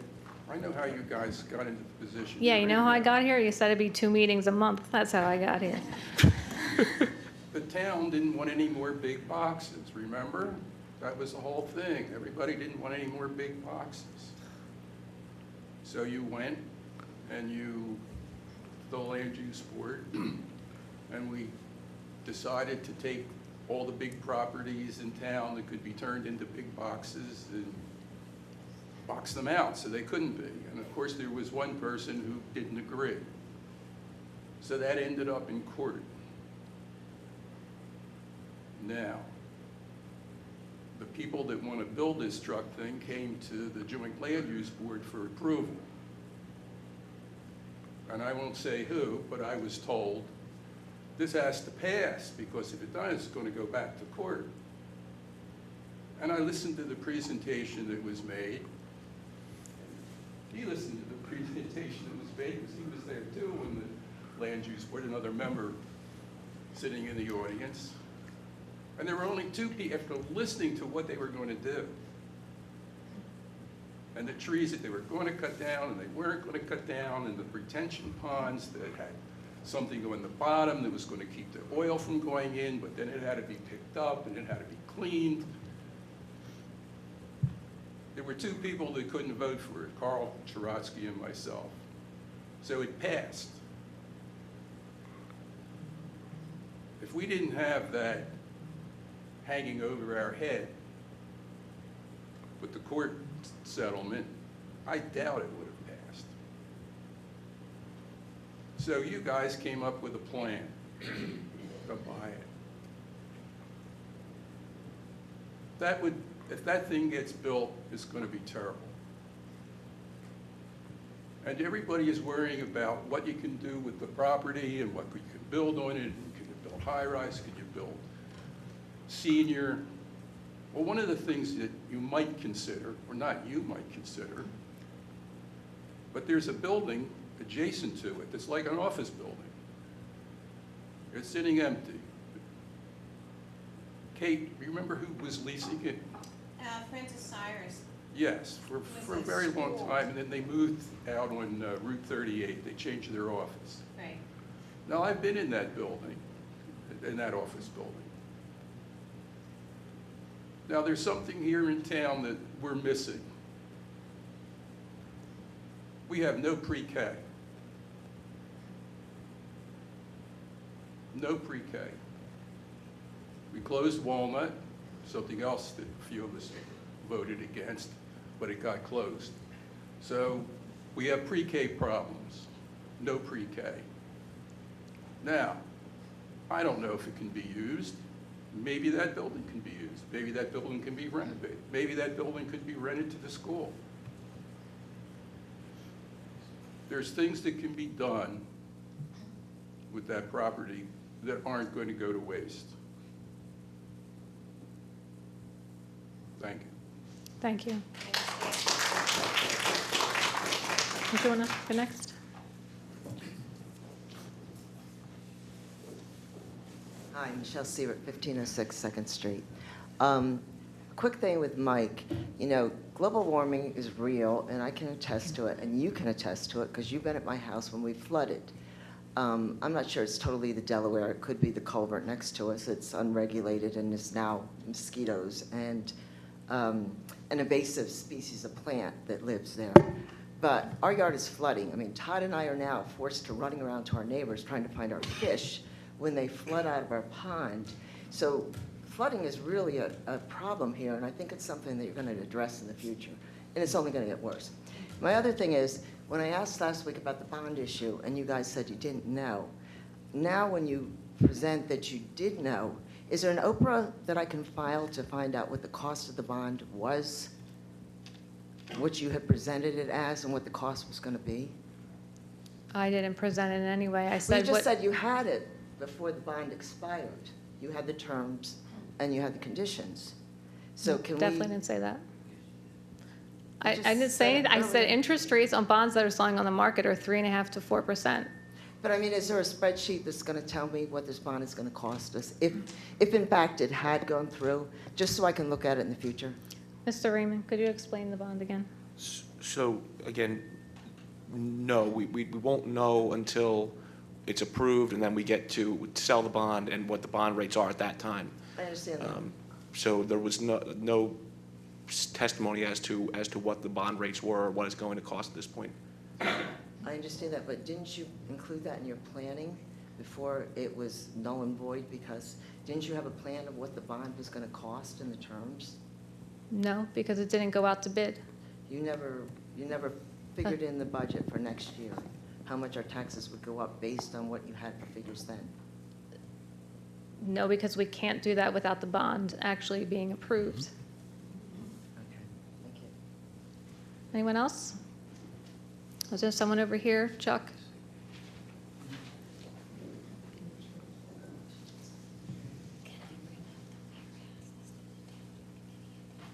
Absolutely. You can bring up whatever you want. Good evening. My name is Charles Gross. I live at 35 Walton Way. I wanted to touch upon some of the issues regarding having a strategic plan, knowing what to do with the property. I was in favor of looking at the property further at one of the earlier committee meetings. I still think the property has a lot of value, and I think it's a matter of finding a strategic partner to help determine what the greatest value of that property is. I'm involved in real estate. I've been developing property for a number of years, and it's important to understand that there are certain needs that the township has. I understand that they recently agreed to an FHA commitment for meeting their COA requirements of affordable housing. That's something that the township has to fulfill, and I know that there are companies that specialize in redevelopment and can use this property as well as looking at other properties in town to create additional value and meet the needs of the township. It's just a matter of finding who that party might be and striking up a relationship. I also wanted to say that, the Zerberg property, with the addition of the park out front, created an additional location for the summer concert series, which I think is awesome. I drove by the park the other day. The amount of effort that Harry's put into the development of that park is tremendous. I'm really looking forward to being and spending, seeing sunsets and listening to music out there. And thank you very much. Thank you, Chuck. Thank you, Chair. Mark your calendar for July 19th is the park ribbon cutting, and there'll be a band there that night and activities for kids and food trucks. So that's something positive that we can all look forward to. Yeah, so I don't think I wanted to comment on anything that he said. No, it's good. Yeah. Strategic plan will take place after, if we purchase the property, if the bond goes through. We can't do it beforehand because of how you have to sell the bonds.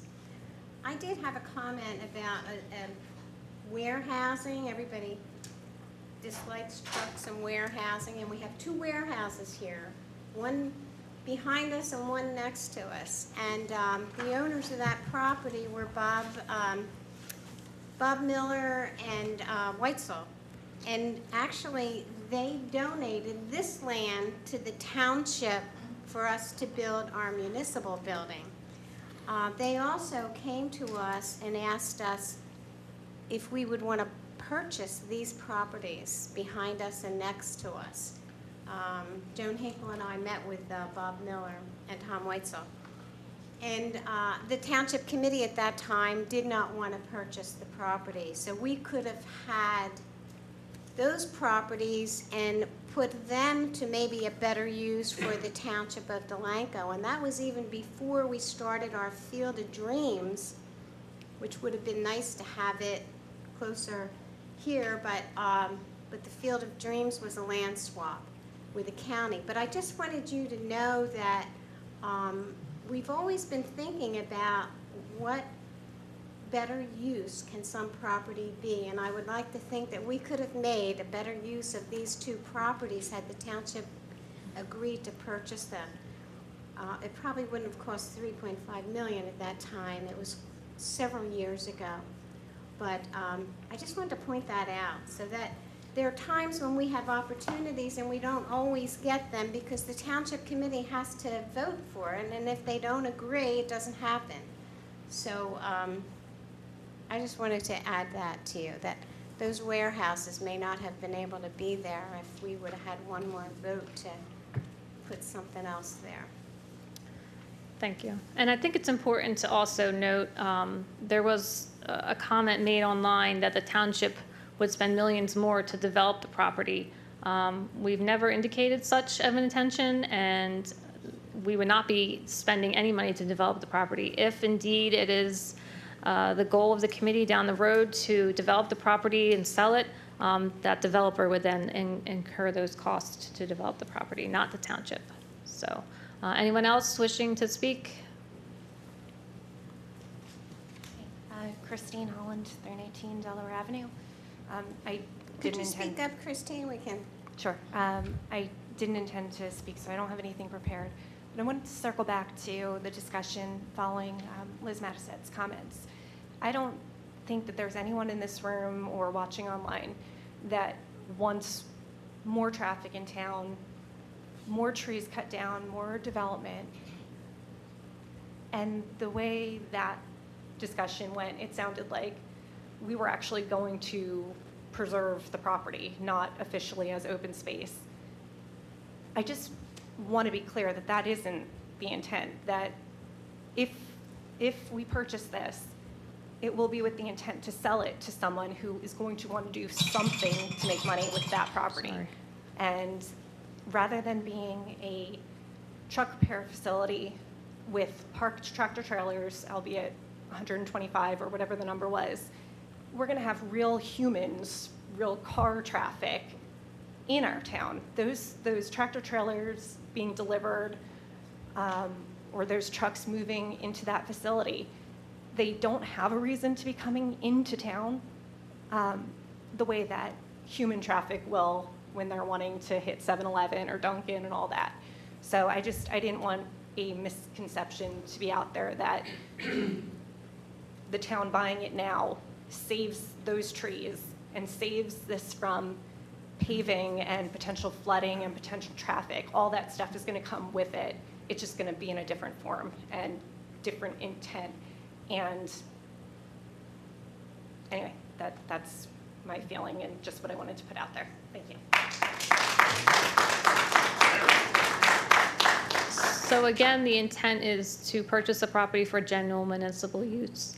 We don't have a specific plan as to what we're doing as a committee because we don't own the property, and that would be a future committee decision.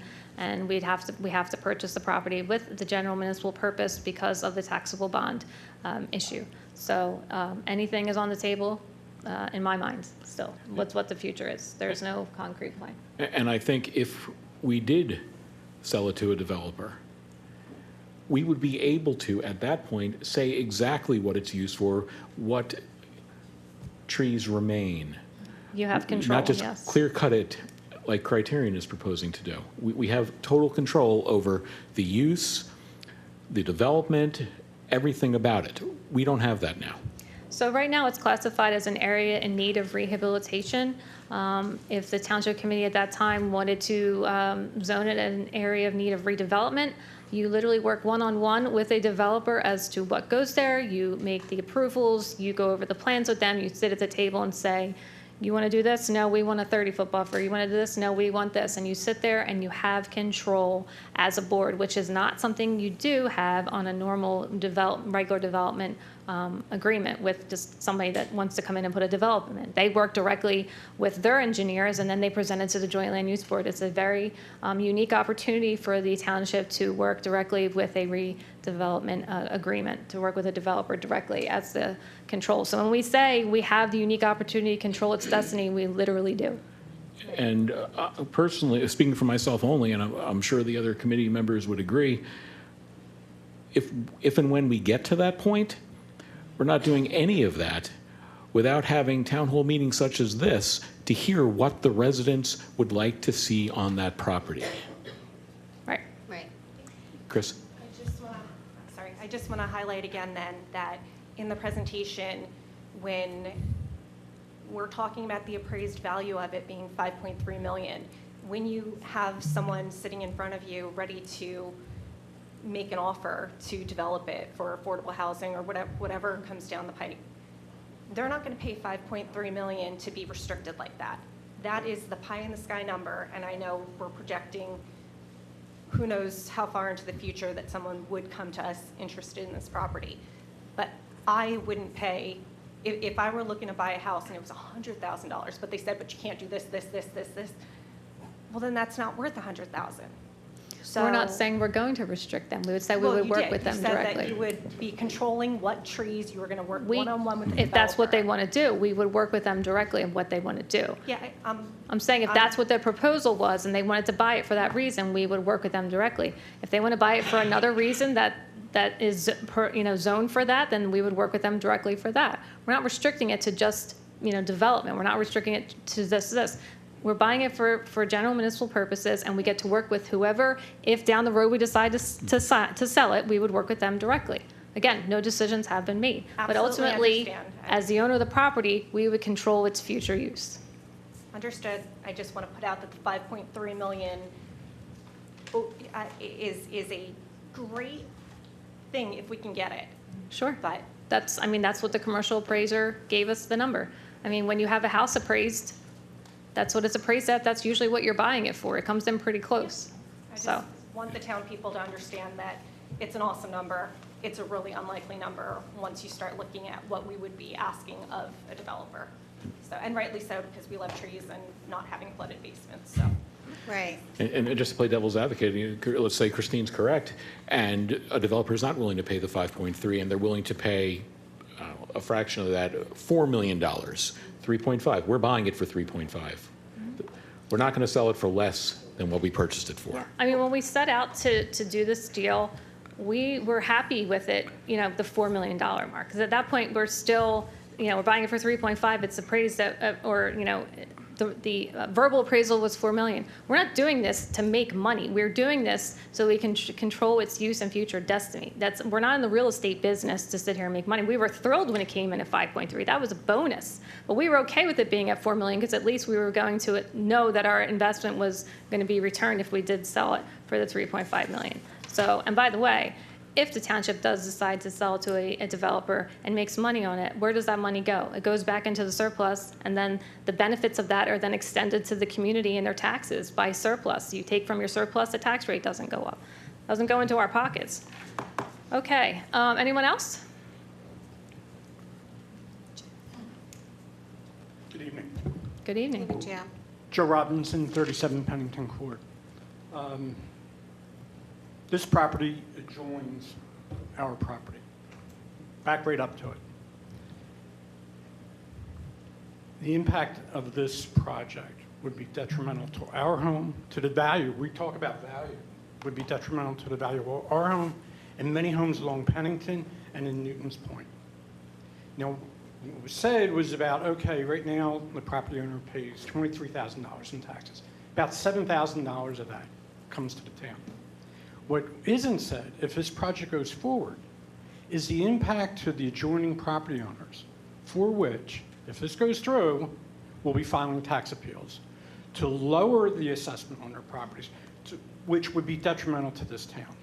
So there's no status quo. If this goes through, tax appeals will be filed, taxes will be lowered to detriment of everyone in town. Anytime there's a tax appeal, it has to be shared, and there's a reduction, it has to be shared by all the property owners. Last point. Much has been said about market value, and taxes, and a strategic plan. Well, being the former tax assessor in this town for several years, I've heard many tax appeals and had many residents come and talk to me about this thing is, this issue is impairing their value. This issue is impairing. My neighbor doesn't take care of their house. I do. How come I'm being penalized? This is a strategic decision that this board is making.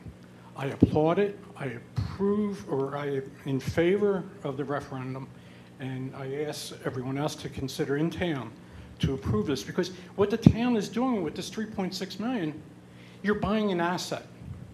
And it's an asset that we're able to get now for the future.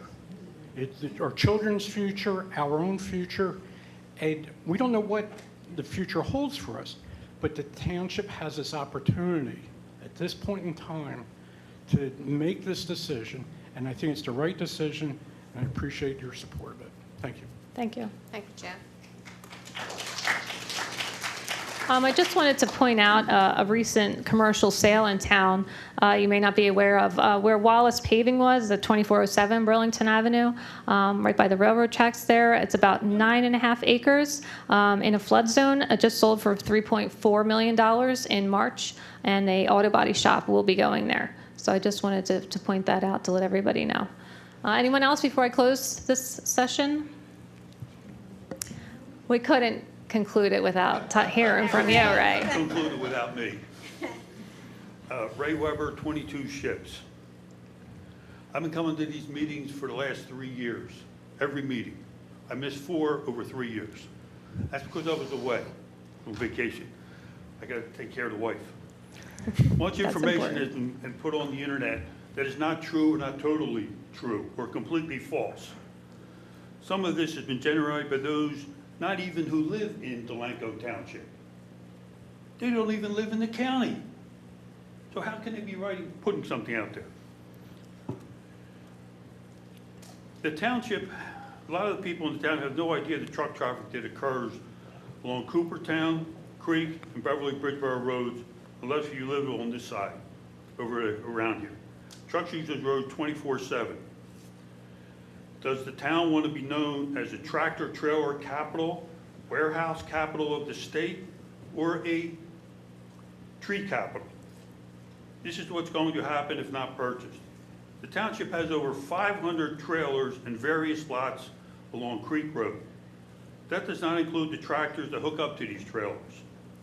Some of these trailers have not been moved in years. You get out, you take drones, you'll see that they haven't been moved because they got flat tires. When the truckers have to make some deliveries here, a lot of times they arrive along Creek Road or Cooperstown Road and they park on the side of the road. One reason why I know that, because I'm out there, 5:30, 5 o'clock. This morning, going down Creek Road, there was 3 trucks parked on there, waiting to make deliveries.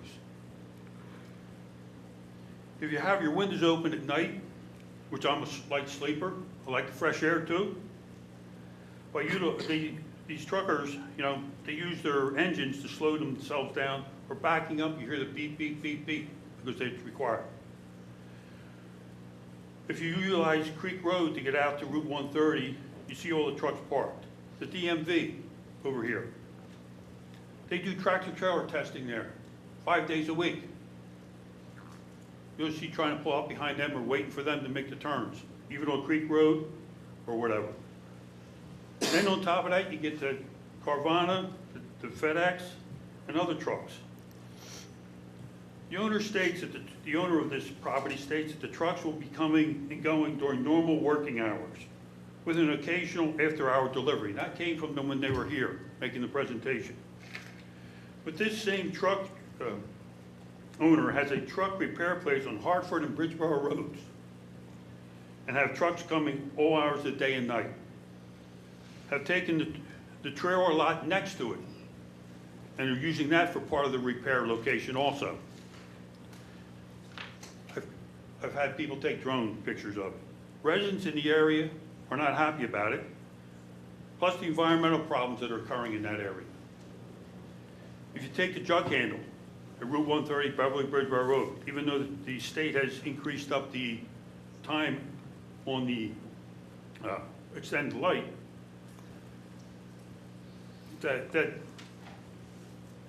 traffic goes and gets backed up and it gets to be ridiculous. If a wrecker is coming through pulling a tractor trailer, God knows how long he's going to take to get around that jug handle, because that jug handle is not to code. It is not to code right now. Vehicles have to back up to have these trucks make these turns. It's the same thing at the Creek and Beverly Bridgeboro Road right there at the Wawa, when they got to try to make a turn there. I've backed up many a time to help some of these truckers get around, because I know what it's like trying to turn a 53-foot truck, plus the tractor. We as individuals who are living in this town are responsible for it. That means that any environmental effect to this town has an impact on all residents. So if cutting down 700 trees, clearing space for 128 trailers and tractors will have no impact, you're wrong. It's been shown that putting in a berm by the owner, if the repair truck company moves in, will not have enough space for replacing all 700 trees. Some of these trees are over 3 foot in diameter and have been there longer than most of the residents in Delanco. The trees produce oxygen that enables everyone to breathe. For the environment. It enables the hawks, the wild turkeys, the deer, the rabbits, the squirrels, the red foxes, the buzzards, all live in and around this area. We keep infringing on these animals, soon we'll only be able to see them at the zoo, and not in their natural habitat. So do we want to say hell to the environment and the health of our kids and grandkids, or we want to, or do what we do in our best interest?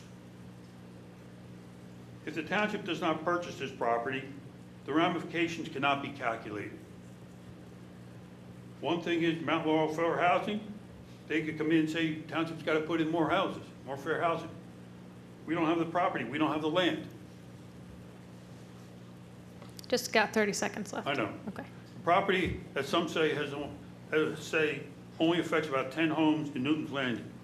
No, it affects all values within the township. If Newton Landing values go down, all values in the town will be affected. How would you like to have this in your backyard? Noise, lights, pollution, etc. The purchase of this property will increase everyone's taxes, but taxes are going up no matter what. Even without this purchase, who knows what next year's tax situation could be. So I applaud the township for trying to be proactive instead of just being reactive. And I want to thank you for your time and all you do for the township. Thank you, Ray. Thank you, Ray. Thanks, Ray. Anyone else? That closes public comment session. And any additional comments? Harry, did you want to add anything additional? No matter unless you want me to. No, I think we covered it. Mr. Raymond, did you want to add anything? No, nothing further. Anybody from committee? I'd just like to say that the truck traffic doesn't just come in Creek Road and Coopertown Road. It comes in through Burlington Avenue as well. And I'm sure that some of the people may be here who live on Burlington Avenue, but if you're at the light at Cooper Street and Burlington Avenue, some of these trucks, these tractors, they aren't like they were years ago. They're like at least double the size. And I've had to back up more than once at that light. Almost had my mirror taken off. So that truck traffic still comes through the center of town, and we can't control that because it's a county road. Because I did ask the county about that. So, I mean, it does come through. And I just want you to know that it's just not that area that has to deal with truck traffic. It would be nice if it was, but it isn't. They come down Burlington Avenue. I've sat there and videotaped it. Well, not videotaped, but videoed it. Just so everybody knows, to address the engine braking comment that was made, we are actually introducing an ordinance on Monday night to restrict engine braking in town, specifically on Coopertown and Burlington Avenue. Engine braking, J braking, whatever you want to say.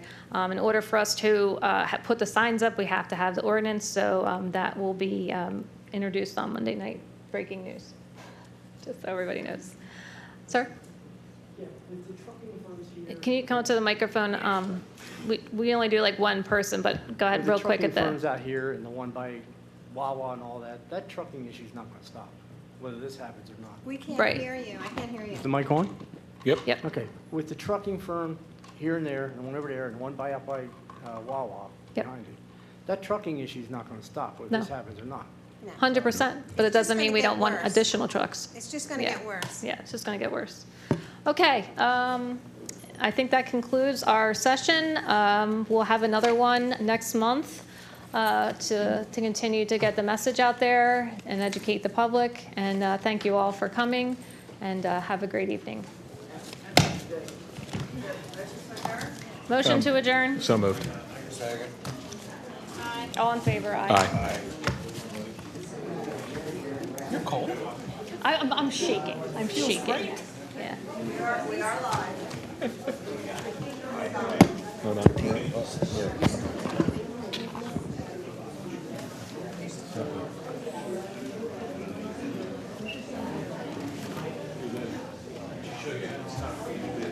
Hi, Chuck.